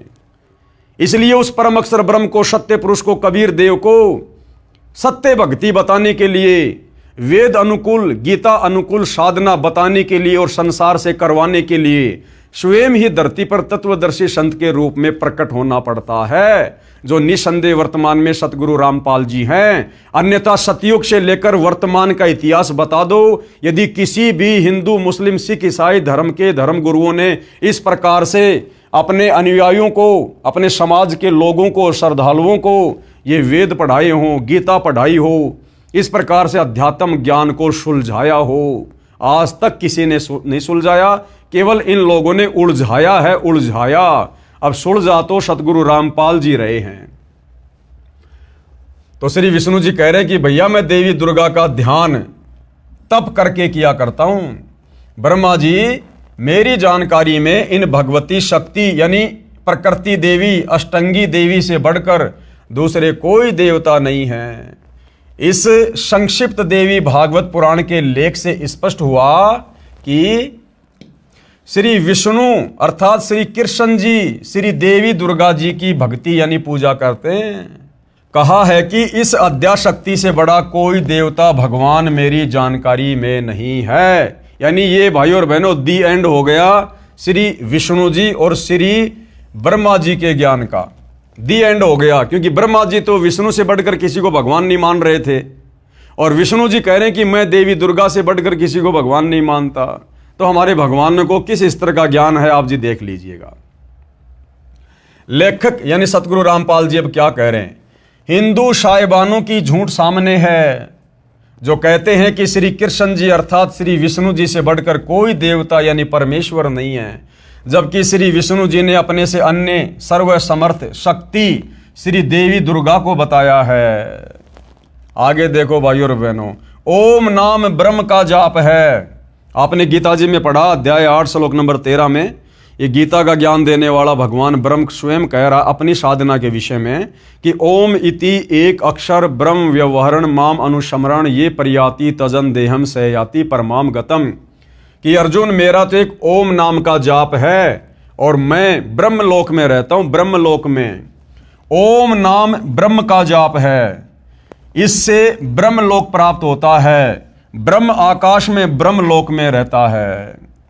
ये जानकारी कहाँ है देखिएगा, संक्षिप्त श्रीमद देवी भागवत पुराण गीता प्रेस गोरखपुर से प्रकाशित व मुद्रित है, जिसके संपादक हैं हनुमान प्रसाद पोदार व चिमन लाल गोस्वामी। इसके 7वें स्कंद के अध्याय 36 में श्री देवी ने राजा हिमालय से कहा कि हे पर्वतराज, उस ब्रह्म का क्या स्वरूप है यह बतलाया जाता है। यानी अब देवी दुर्गा अपने से अन्य उस ब्रह्म की भक्ति करने के लिए कह रही है कि मेरी भक्ति साधना भी छोड़ दो, कुछ नहीं मिलेगा, उस ब्रह्म की भक्ति करो। उस ब्रह्म का क्या स्वरूप है यह बतलाया जाता है। श्री देवी जी ने पहले तो कहा कि मेरी भक्ति करो तो ऐसे करो जैसे अध्याय 35 में बताया है, परंतु मेरी व अन्य सबकी भक्ति छोड़कर उस एकमात्र परमात्मा को ही जानो। किसको? ब्रह्म को। दूसरी सब बातों को छोड़ दो। यही अमृत स्वरूप परमात्मा के पास पहुंचाने वाला पुल है। संसार समुद्र से पार होकर अमृत स्वरूप परमात्मा को प्राप्त करने का यही सुलभ साधन है। इस आत्मा का ओम के जप के साथ ध्यान करो। यानी ओम नाम किसका? उस ब्रह्म का। ब्रह्म कहाँ रहता है? ब्रह्मलोक में। और गीता जी अध्याय 8 श्लोक नंबर 16 में वो ब्रह्म खुद कह रहा है कि भैया ब्रह्मलोक पर्यंत सर्वलोक पुनरावृत्ति में है। यानी ब्रह्मलोक में गया हुआ साधक भी वापस जन्म मरण में है, मुक्ति नहीं है। इस आत्मा का ओम के जप के साथ ध्यान करो। तो देवी दुर्गा अपने से ऊपर ओम नाम की साधना करने को कह रही है, जो कि ब्रह्म साधना है। इससे अज्ञानमय अंधकार से सर्वदा परे और संसार समुद्र से उस पार जो ब्रह्म है उसको पा जाओगे, तुम्हारा कल्याण हो। वह यह सबका आत्मा ब्रह्म ब्रह्मलोक रूप दिव्य आकाश में रहता है। कहाँ रहता है? ब्रह्मलोक रूप दिव्य आकाश में। गीता अध्याय 18 श्लोक 62 में गीता ज्ञानदाता यानी ब्रह्म ने कहा है। अब देवी दुर्गा ने टोपी किसके ऊपर पहना दी? ब्रह्म के ऊपर, कि भैया मेरी भक्ति से भी कुछ नहीं मिलेगा, उस ब्रह्म की भक्ति करो। अब वो ब्रह्म क्या कह रहा है गीता जी का ज्ञान देते समय अर्जुन को अध्याय 18 श्लोक नंबर 62 में कि भैया मेरी भक्ति से भी कुछ नहीं होगा, मेरी भक्ति से भी जन्म मरण का रोग समाप्त नहीं होगा, गधे कुत्ते सूअर बनने से नहीं बच सकते, नरक में जाने से नहीं बच सकते।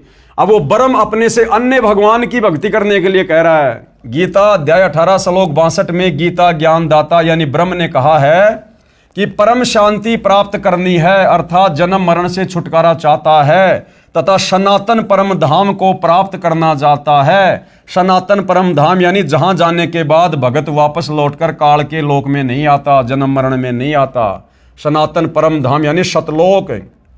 तो उस परमेश्वर की शरण में जा जिसको गीता अध्याय 8 श्लोक 3 में परम अक्षर ब्रह्म कहा है। अब बताओ, अध्याय 18 श्लोक 62 में गीता ज्ञान देने वाले ब्रह्म ने जिस ब्रह्म की भक्ति करने के लिए दुर्गा कह रही है, उस ब्रह्म ने कह दिया अर्जुन को कि भैया अगर तुझे सदा सदा के लिए जन्म मरण से छुटकारा पाना है तो उस परमेश्वर की शरण में जा जिसको उसी गीता ज्ञानदाता ने अध्याय 8 श्लोक नंबर 3 में परम अक्षर ब्रह्म कहा है, सत्य पुरुष कहा है, कबीर देव कहा है। तथा गीता अध्याय 8 श्लोक 8, 9, 10 में कहा है कि जो उस परम अक्षर ब्रह्म की भक्ति करता है उसी को प्राप्त होता है। यानी अपने से अन्य उस परम अक्षर ब्रह्म की भक्ति करने के लिए ये ब्रह्म स्वयं कह रहा है। गीता अध्याय 15 श्लोक 4 में गीता ज्ञानदाता ने यानी इस ब्रह्म ने कहा है कि तत्व ज्ञान रूपी शस्त्र से अज्ञान को काटकर उसके पश्चात परमेश्वर के उस परम पद की खोज करनी चाहिए जहां जाने के पश्चात साधक लौटकर संसार में नहीं आते। जिसने संसार की रचना की है उसकी भक्ति कर, यानी गीता ज्ञान देने वाला ब्रह्म तो अपने से अन्य उस परम अक्षर ब्रह्म की भक्ति करने की सलाह दे रहा है। गीता बोलने वाला क्षर ब्रह्म यानी काल निरंजन है, वह परम अक्षर ब्रह्म की भक्ति करने को कह रहा है। क्लियर कर दिया गुरुदेव भगवान ने। विचार करें। अब पूज्य गुरुदेव भगवान क्या कह रहे हैं कि भाई विचार करो। श्री कृष्ण जी अर्थात श्री विष्णु जी श्री देवी दुर्गा को सबसे बड़ी बता रहे हैं। फिर श्री देवी दुर्गा ब्रह्म यानी क्षर पुरुष को समर्थ बता रही है, और फिर ये क्षर पुरुष यानी ब्रह्म किसको बड़ा बता रहा है? ये देवी दुर्गा उस ब्रह्म की भक्ति के लिए कह रही है। और जो ब्रह्म है यानी गीता ज्ञान देने वाला काल, वो अपने से समर्थ, सबकी उत्पत्ति करता, सबके धारण पोषण करता पुरुषोत्तम अविनाशी परमेश्वर की भक्ति करने को कह रहा है। और भाइयों और बहनों, उस अविनाशी परमेश्वर की भक्ति, परम अक्षर ब्रह्म की भक्ति वो कैसे मिलेगी? उसके लिए यही गीता का ज्ञान देने वाला ब्रह्म काल अध्याय 4 श्लोक नंबर 34 में कह रहा कि अर्जुन, उस तत्वदर्शी संत की शरण में जा, वो तुझे परम अक्षर ब्रह्म की भक्ति के विषय में तत्व ज्ञान बताएगा। और उस तत्वदर्शी संत के बताए अनुसार भक्ति साधना करने से भाई सदा सदा के लिए तेरा जन्म मरण से छुटकारा होगा, और तू उस सनातन परम धाम सतलोक में चला जाएगा, जहां जाने के बाद साधक वापस लौटकर संसार में फिर कभी नहीं आता है। तो भाइयों और बहनों, आज वही परम अक्षर ब्रह्म स्वयं तत्वदर्शी संत बनकर सतगुरु रामपाल जी के नाम से धरती पर प्रकट है। निसंदेह ये समस्त प्रमाण अपनी आंखों से देखकर आपको यकीन हो जाना चाहिए कि ऐसा निर्मल ज्ञान, ऐसा पाक साफ ज्ञान, ऐसा शुद्ध ज्ञान, ऐसा निर्णायक ज्ञान सतयुग से लेकर आज तक ना किसी ने दिया और ना आगे कोई दे पाएगा। तो पहचानने में भाई बहनों को देरी नहीं करनी चाहिए कि सतगुरु रामपाल जी क्या परम शक्ति है, और यदि इनकी शरण में आकर सत्य साधना नहीं की तो युगों युगों फिर इस काल ब्रह्म के जाल में फंसे रहेंगे, और इसी प्रकार से गधे कुत्ते सूअर के शरीर भोगते रहेंगे, नरक में कष्ट उठाते रहेंगे। इससे सिद्ध हुआ कि हिंदू गुरु साहिबानों को अपने सदग्रंथों का ही ज्ञान नहीं है। जिस अध्यापक को अपने पाठ्यक्रम की पुस्तकों का ही ज्ञान नहीं है तो वह विद्यार्थियों का भविष्य खराब कर रहा है। यानी हमारे धर्म गुरुओं को हिंदू धर्मशास्त्रों का ज्ञान नहीं है तो हिंदू समाज के आम जनों का भविष्य बर्बाद कर रहे हैं, उनसे बचना चाहिए। आगे क्या कह रहे हैं गुरुदेव? पेश है संक्षिप्त श्रीमद् देवी भागवत के 7वें स्कंद के अध्याय 36 के पेज 573 और 574 की फोटोकॉपी। यानी हर चीज का गुरुदेव भगवान हमें प्रमाण दे रहे हैं। अब ये देवी दुर्गा और राजा हिमालय की बातचीत जो आपने अभी मौखिक रूप से पढ़ी देखी, अब गुरुदेव भगवान इस देवी भागवत पुराण से दिखा रहे हैं। देवी के द्वारा हिमालय को ज्ञानोपदेश, ब्रह्म स्वरूप का वर्णन, यानी अपने से ऊपर उस ब्रह्म साधना के लिए देवी क्या कह रही है? श्री देवी जी कहने लगी, पर्वतराज, इस प्रकार योग युक्त होकर मुझ ब्रह्म स्वरूपा देवी का ध्यान करें। ये ध्यान आसन पर भली भांति बैठकर अहेतु की भक्ति के साथ करना चाहिए। उस ब्रह्म का क्या स्वरूप है ये बतलाया जाता है। यानी पहले तो ये अपनी साधना बता रही है, फिर आगे कह रही है कि और सब बातों को छोड़ दे, यानी मेरी भक्ति साधना को भी छोड़ दे। और क्या कर? यह बतलाया जाता है जो प्रकाश स्वरूप सबके अत्यंत समीप में स्थित हृदय रूप गुहा में स्थित होने के कारण गुहाचर नाम से प्रसिद्ध और महान पद अर्थात परंपराएं है। जितने भी चेष्टा करने वाले, श्वास लेने वाले, आंखों को खोलने मूंदने वाले प्राणी हैं, सब उस ब्रह्म में ही समर्पित हैं, उसी में स्थित हैं। सत असत सब कुछ वही है, वही सबके द्वारा वर्ण करने योग्य सर्वोत्कृष्ट है, यानी उसी की पूजा करनी चाहिए। वह समस्त प्रजा के ज्ञान से परे है, अर्थात किसी की बुद्धि में आने वाला नहीं है। ये तुम जानो, जो परम प्रकाश रूप है, जो सूक्ष्म से भी अत्यंत सूक्ष्म है, जिसमें संपूर्ण लोक और उन लोकों में निवास करने वाले प्राणी स्थित हैं। पढ़ते जाइए। 7वां स्कंद है संक्षिप्त देवी भागवत। ये अक्षर ब्रह्म है, वही सबके प्राण है, वही सबकी वाणी है और वही सबके मन है। वह यह परम सत्य और अमृत अविनाशी तत्व है। सौम्य, उस वेदने योग्य लक्ष्य का तुम वेदन करो, मन लगाकर उसमें तन्मय हो जाओ। सौम्य, उपनिषद में कथित महान अस्त्र रूप धनुष लेकर उस पर उपासना द्वारा तीक्ष्ण किया हुआ बाण संधान करो और फिर भावानुगत चित्त द्वारा उस बाण को खींचकर उस अक्षर रूप ब्रह्म को ही लक्ष्य बनाकर वेदन करो। प्रणव ओम धनुष है, जीवात्मा बाण है और ब्रह्म को उसका लक्ष्य कहा जाता है। परमाद रहित अत्यंत तत्परता से साधन संलग्न होकर उसका वेदन करना चाहिए और बाण के समान उसमें तन्मय हो जाना चाहिए। जिस ब्रह्म में स्वर्ग पृथ्वी अंतरिक्ष, स्वर्ग और पृथ्वी के बीच का आकाश संपूर्ण प्राणों के सहित इंद्रिय युक्त मन बुद्धि स्वरूप अंतःकरण ओतप्रोत हैं, उस एकमात्र परमात्मा को ही जाने, दूसरी सब बातों को छोड़ दे। दुर्गा कह रही है कि मेरी भक्ति को भी छोड़ दो, उस ब्रह्म की साधना करो। क्या कह रही है दुर्गा? उस एकमात्र परमात्मा को ही जाने, दूसरी सब बातों को छोड़ दें। यही अमृत रूप परमात्मा के पास पहुंचाने वाला पुल है। संसार समुद्र से पार होकर अमृत स्वरूप परमात्मा को प्राप्त करने का यही सुलभ साधन है। इस आत्मा का ओम के जप के साथ ध्यान करो। ओम नाम किसका? इस ब्रह्म का, काल का। इससे अज्ञानमय अंधकार से सर्वदा परे और संसार समुद्र से उस पार जो ब्रह्म है उसको पा जाओगे, तुम्हारा कल्याण हो। यानी देवी दुर्गा को भी वेद ज्ञान नहीं, गीता वाला ज्ञान नहीं। अगर होता तो ये कभी भी ब्रह्म साधना करने की सलाह नहीं देती, क्योंकि ब्रह्म तो गीता जी में खुद अपनी साधना को अध्याय 7 श्लोक नंबर 18 में अनुत्तमा यानी घटिया बता रहा है और अपने से अन्य किसी और भगवान की शरण में जाने को कह रहा है। तो भाइयों और बहनों, भक्ति और भगवान के नाम पर, अध्यात्म के नाम पर, सत भक्ति के नाम पर सब लोग डामाडोल हैं, सब डामाडोल हैं। श्रीमद् देवी भागवत श्री देवी पुराण के 7वें स्कंद के अध्याय 36 पेज 573-74 के इस उल्लेख से स्पष्ट है कि श्री देवी जी ने अपनी व अन्य सबकी साधना त्याग कर ब्रह्म की साधना करने को कहा है। किसकी साधना करने को कहा है? ब्रह्म की साधना। अब हिंदू गुरुजन कहते हैं कि श्रीमद् भगवत गीता का ज्ञान श्री कृष्ण जी अर्थात श्री विष्णु जी ने अर्जुन को बताया। यह भी इनकी झूठ है। वास्तव में श्रीमद् भगवत गीता का ज्ञान श्री कृष्ण में प्रवेश करके ब्रह्म यानी काल ने कहा है।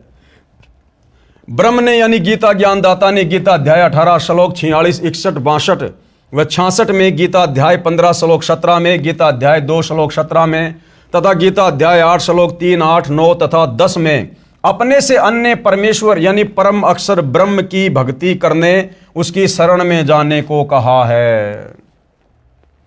उसी को परमात्मा सबका धारण पोषण करने वाला अविनाशी परमेश्वर व पुरुषोत्तम कहा है। पढ़ें ये फोटोकॉपी गीता अध्याय 18 श्लोक 62 की, जो कि जय दयाल गोविंदका द्वारा अनुवादित है तथा भारत की प्रसिद्ध गीता प्रेस गोरखपुर से प्रकाशित व मुद्रित है। अब देखिएगा भाइयों और बहनों, ये ब्रह्म यानी ये काल ब्रह्म जिसने गीता जी का ज्ञान दिया है, ये अपने से अन्य गीता अध्याय 18 श्लोक नंबर 62 में किस परमेश्वर की शरण में जाने के लिए कह रहा है। अगर ये गीता ज्ञान देने वाला ही सर्वश्रेष्ठ परमात्मा होता, परमेश्वर होता, इसके पास मुक्ति का मार्ग होता, तो भला क्यों अपने से अन्य किसी और भगवान की शरण में जाने की सलाह अर्जुन को देगा। गीता अध्याय 18 श्लोक 62 की फोटोकॉपी, इसमें क्या बताया जा रहा है? तम एवं शरणम गच्छ सर्वे भावेन भारत तत्प्रसादात पराम शांतिम स्थानम प्रापेशी शाश्वतम। हे भारत यानी हे अर्जुन, तू सब प्रकार से यानी और सब साधनाओं को छोड़कर और सब भक्ति को छोड़कर उस परमेश्वर की ही शरण में जा। अब भाई और बहनों, समझदार को तो इतना बहुत है जब खुद गीता का ज्ञान देने वाला भगवान और गीता ज्ञान देने वाले भगवान से बढ़कर हिंदू समाज और किसी को भगवान नहीं मानता। वो चाहे श्री कृष्ण समझ लो, चाहे विष्णु समझ लो, चाहे ये काल ब्रह्म समझ लो। जब ये खुद हिंदुओं का सबसे बड़ा भगवान गीता का ज्ञान देने वाला अपने से अन्य किसी और भगवान की शरण में जाने के लिए अर्जुन को कह रहा है, तो ये स्वयं सिद्ध है कि गीता का ज्ञान बोलने वाले भगवान के पास में मुक्ति का मार्ग नहीं है, कंप्लीट आध्यात्मिक ज्ञान नहीं है, वेद अनुकूल साधना नहीं है जिससे हमारा जन्म मरण समाप्त हो। हे भारत यानी हे अर्जुन, तो सब प्रकार से उस परमेश्वर की ही शरण में जा। उस परमात्मा की कृपा से ही तू परम शांति कब मिलती है? जब हमारा जन्म मरण का झंझट समाप्त हो जाए। भाई जब तक जन्मेंगे मरेंगे तो कभी गधे बनेंगे, कभी कुत्ते बनेंगे, कभी इंसान बनेंगे, कभी देवता बनेंगे, कभी नरक में जाएंगे, कभी स्वर्ग में जाएंगे। तो भाई परम शांति नहीं हो सकती जब तक हम जन्म और मरण में हैं। तो क्या कह रहा है कि उस परमात्मा की कृपा से ही तू परम शांति को तथा सनातन परम धाम को प्राप्त होगा। अगर इस काल का वो ब्रह्मलोक सनातन परम धाम होता तो यहां पर उस परमात्मा के परम धाम में जाने की सलाह नहीं देता।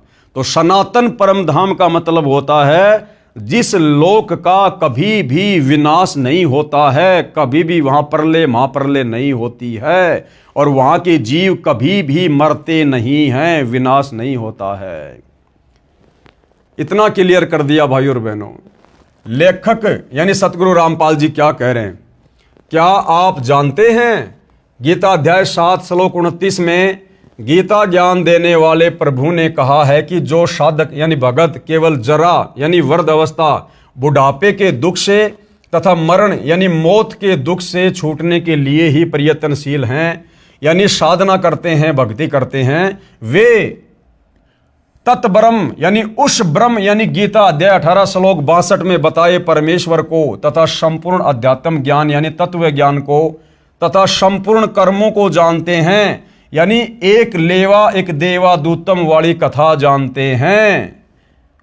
उत्तर हिंदू पक्ष नहीं। हिंदू भाई कहते भाई हम तो नहीं जानते वो कौन परमात्मा है, क्या परमात्मा है जिसके विषय में गीता का ज्ञान देने वाला अध्याय 18 श्लोक नंबर 62 में कह रहा है। प्रश्न 19 हिंदू पक्ष की तरफ से, क्या आप जानते कि तत्ब्रह्म कौन है? प्रमाण गीता व पुराणों से बताओ। अब हिंदू पक्ष कह रहा है संत रामपाल जी से कि आप जानते हैं क्या वो तत्ब्रह्म कौन है और कहां बोली है ये बातें?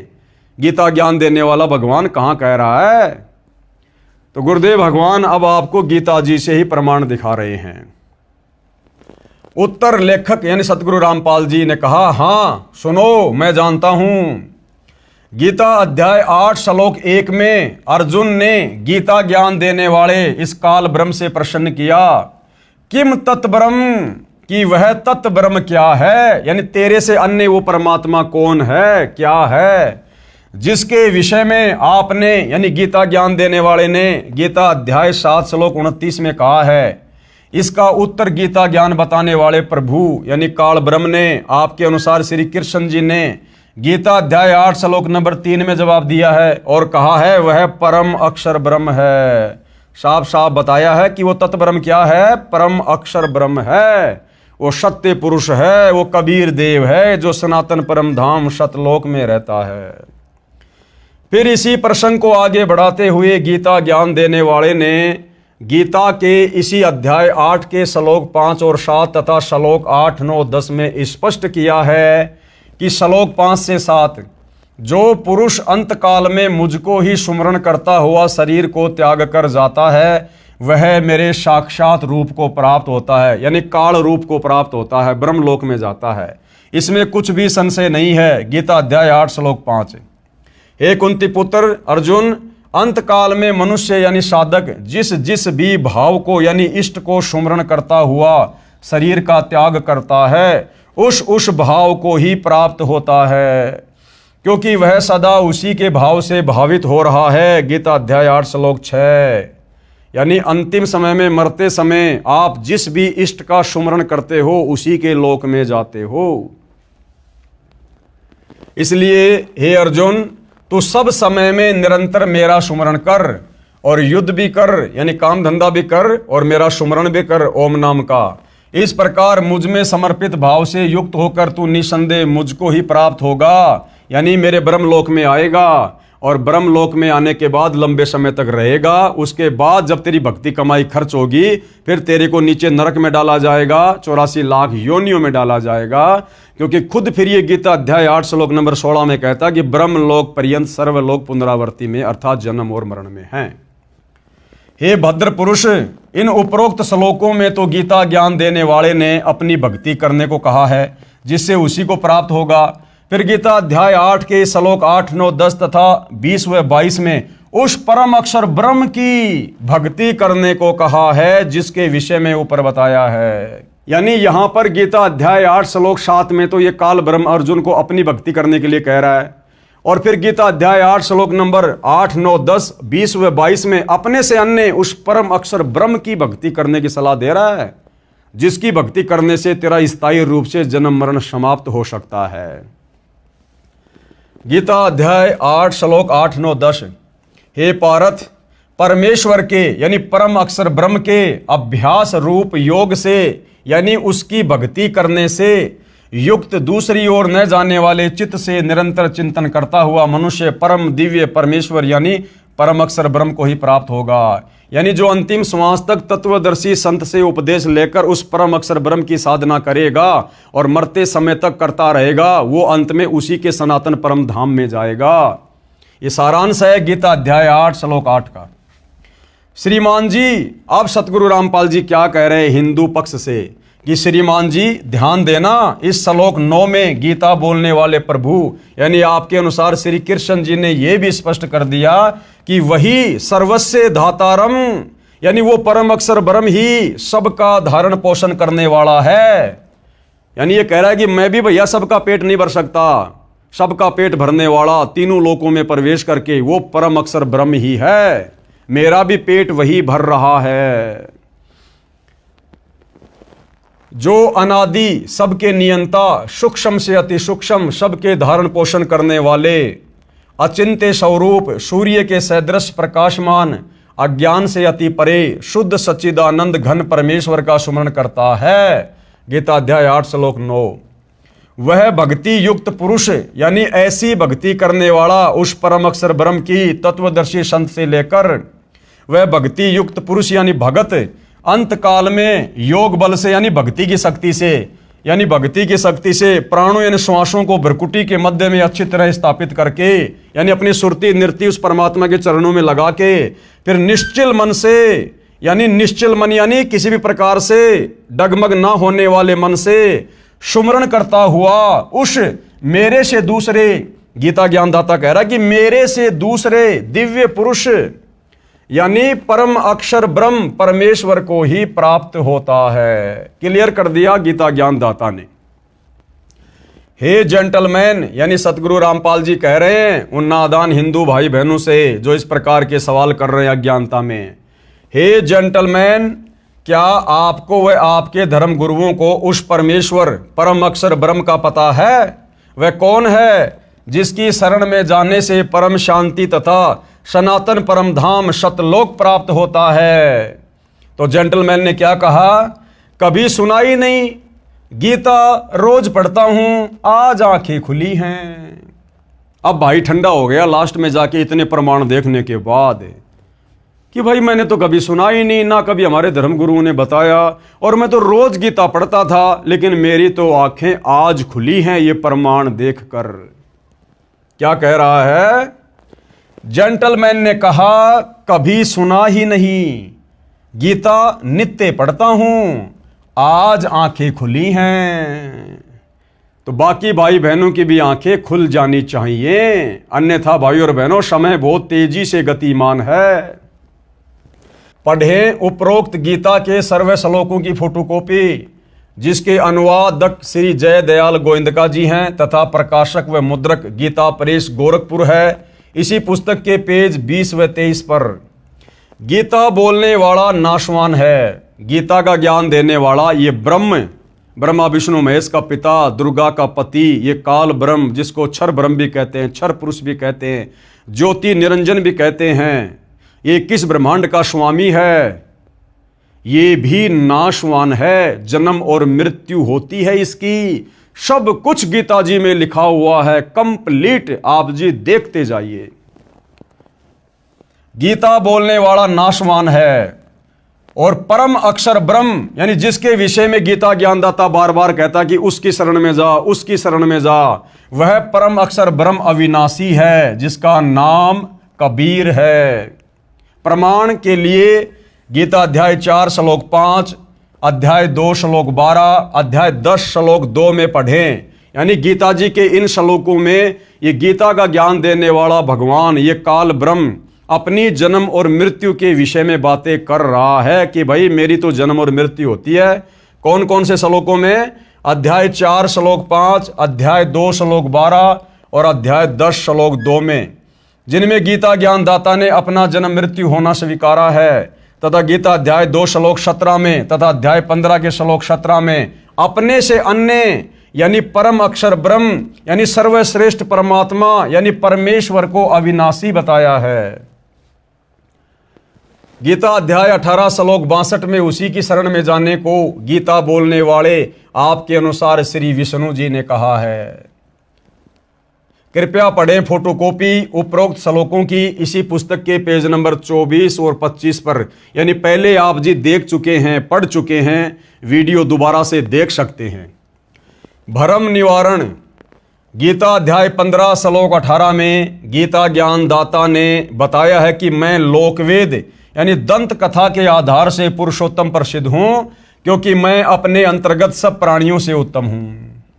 गीता अध्याय 15 श्लोक नंबर 18 में ये अपने आप को पुरुषोत्तम कहता है। तो बहुत सारे लोगों को शंका हो जाती है कि जी ये जो गीता बोलने वाला भगवान है जिसको आप काल ब्रह्म कह रहे हैं, ये तो गीता अध्याय 18 श्लोक नंबर 15 में अपने आप को पुरुषोत्तम कह रहा है कि मैं तो पुरुषों में सबसे उत्तम हूं, यानी भगवानों में सबसे सर्वश्रेष्ठ हूं। तो गुरुदेव भगवान कह रहे हैं कि भैया थोड़ा समझने की कोशिश करो, ये अपने आप को पुरुषोत्तम क्यों कह रहा है? अगर ये वास्तव में पुरुषोत्तम होता तो अपने से अन्य किसी और भगवान की शरण में जाने को नहीं कहता।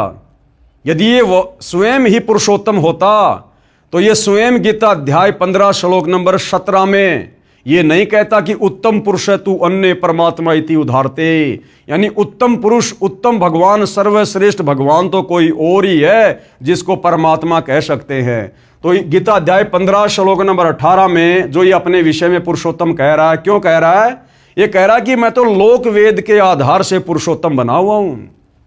यानी इन साधु संत महर्षियों को, ऋषियों को, इनको वेद ज्ञान नहीं था, गीता ज्ञान नहीं था, जिस कारण से मेरे से ऊपर उस अविनाशी परमात्मा की जानकारी ये प्राप्त नहीं कर पाए, और इन्होंने केवल मेरे को ही परमात्मा घोषित कर दिया, पुरुषों में उत्तम पुरुषोत्तम घोषित कर दिया कि भैया इस ब्रह्म से बढ़कर दूसरा कोई भगवान नहीं, कोई परमात्मा नहीं। जबकि ये ब्रह्म तो खुद गीता में बार बार अध्याय 18 श्लोक 66 में कह रहा कि तू उस परमेश्वर की शरण में जा।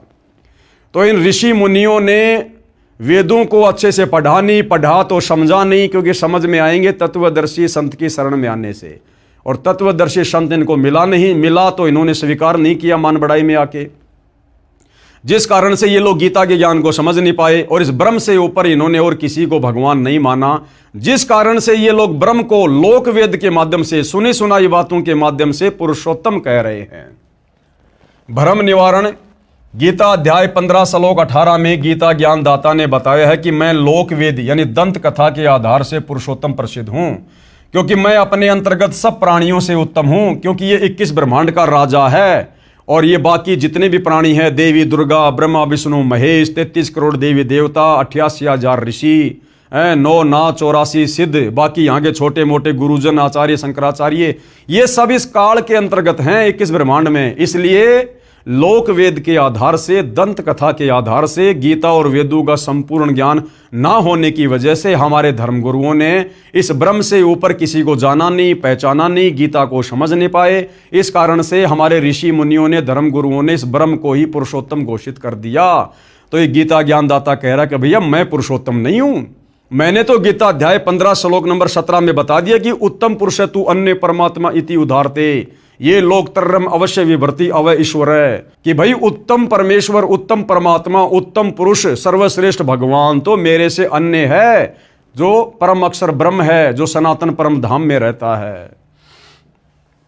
विचार करो, गीता ज्ञानदाता ने गीता अध्याय 8 श्लोक 3 में परम अक्षर ब्रह्म अपने से अन्य बताया है, श्लोक 5 और 7 में अपनी भक्ति करने को कहा है, तथा गीता अध्याय 8 के श्लोक 8, 9, 10, 20 व 22 में अपने से अन्य परम अक्षर ब्रह्म, उस पुरुषोत्तम की यानी परम अक्षर पुरुष, सच्चिदानंद घन ब्रह्म यानी दिव्य परम पुरुष परमेश्वर की भक्ति करने को कहा है। फिर भला ये अपने आप को पुरुषोत्तम कैसे कहेगा?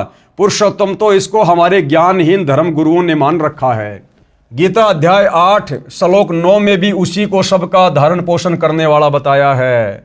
इसी प्रकार गीता अध्याय 15 श्लोक 17 में अपने से अन्य परम अक्षर पुरुष को पुरुषोत्तम कहा है। उसी को सबका धारण पोषण करने वाला अविनाशी कहा है। फिर गीता अध्याय 15 श्लोक 18 में अपनी स्थिति बताई है कि मैं तो लोकवेद यानी सुनी सुनाई बातों दंत कथाओं के आधार से पुरुषोत्तम प्रसिद्ध हूं।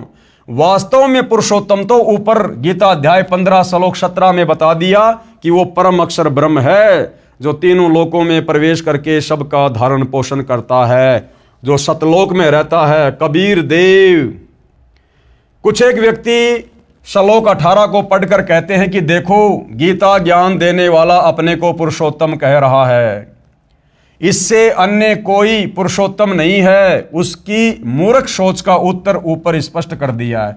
तो गुरुदेव कहते हैं जो लोग इस प्रकार से गीता के ज्ञान को अच्छे से ना समझकर इस काल ब्रह्म को ही पुरुषोत्तम मान के बैठे हैं, गुरुदेव कह रहे हैं कि ऊपर के श्लोकों में उनकी सारी शंकाओं का समाधान कर दिया है कि ये काल ब्रह्म तो हमारे ज्ञानहीन धर्म गुरुओं की नादानी के कारण सुनी सुनाई बातें और लोकवेद दंत कथाओं के आधार से पुरुषोत्तम बना हुआ है, जबकि ये पुरुषोत्तम नहीं है। पुरुषोत्तम तो परम अक्षर ब्रह्म है। और भाइयों और बहनों, निसंदेह वह परम अक्षर ब्रह्म वर्तमान में तत्वदर्शी संत की भूमिका में सतगुरु रामपाल जी के नाम से धरती पर प्रकट है। अन्यथा भाइयों और बहनों, इतना क्लियर इन धर्मशास्त्रों को सतयुग से लेकर आज तक किसी ने नहीं किया। ब्रह्मा जी ने भी क्लियर नहीं किया, विष्णु जी ने भी क्लियर नहीं किया। शंकर जी तो बेचारा तपस्वी है, वो तो ध्यान लगा के बैठा रहता है, उसको कहाँ से वेदों का ज्ञान होगा। और जब इन तीनों देवताओं को वेदों का ज्ञान नहीं है तो बाकी सभी तीनों देवताओं के अंतर्गत हैं। फिर इस धरती के तपस्वियों को, मुनियों को, ऋषियों को, आचार्य शंकराचार्यों को भला कहाँ से वेद ज्ञान, कहाँ से गीता ज्ञान होगा। तो भाइयों और बहनों, इस तत्वदर्शी संत की यानी सतगुरु रामपाल जी के द्वारा बताई गई साधना के अभाव में सतयुग से लेकर वर्तमान समय तक हमारे ये बड़े बड़े ऋषि मुनि महात्मा संत ये 184 योनियों में गोते खा रहे हैं। ये अपनी झूठी महिमा करके, वेद विरुद्ध साधना करके, तपस्या करके, समाधि लगा के, किसी को लाभ देके, किसी को श्राप देके दुनिया में झूठी महिमा बना के बैठे हुए थे। अब सतगुरु रामपाल जी ने आकर एडी से लेकर चोटी तक यानी एक छोटे से धर्मगुरु से लेकर और 21 ब्रह्मांड के स्वामी ज्योति निरंजन काल ब्रह्म तक की पोल पट्टी प्रमाणों के साथ हमारे ही पवित्र सदग्रंथों को दिखा दिखाकर खोल दी है। अब भी अगर कोई हिंदू धर्म से जुड़ा हुआ भाई बहन नहीं समझेगा तो भाई फिर धिक्कार है उसके जीवन को। और अभी तो शुरुआत है भाइयों और बहनों, और अभी तो इसके ऊपर तकरीबन 30-40 वीडियो बनेंगे। सब कुछ क्लियर करवा देंगे सतगुरु रामपाल जी परमेश्वर भक्ति चाहने वाली आत्माओं के लिए। बाकी जिसने भक्ति करनी ही नहीं है, जिसको प्रेत पितर भूतों की योनि में जाना है, जिसको नरक भोगना है, भाई उनके आगे तो फिर भैंस के आगे बीन बजाने जैसा है। बाकी जो नेक आत्मा होंगी, अच्छी आत्मा होंगी, परमात्मा चाहने वाली आत्मा होंगी, वो तो संकेत को ही समझ जाएंगी और अपनी दिशा को तुरंत सतगुरु रामपाल जी से उपदेश लेकर चेंज कर देंगी। तो भाई और बहनों, आज के वीडियो में केवल इतना ही। कल फिर परमेश्वर दया करेंगे, सभी के समक्ष उपस्थित होंगे। तब तक पूज्य गुरुदेव भगवान हम सबको आज्ञा दे, आशीर्वाद दे, हमारा मार्गदर्शन करे। बंदी छोड़ सतगुरु रामपाल जी परमेश्वर जी की जय हो।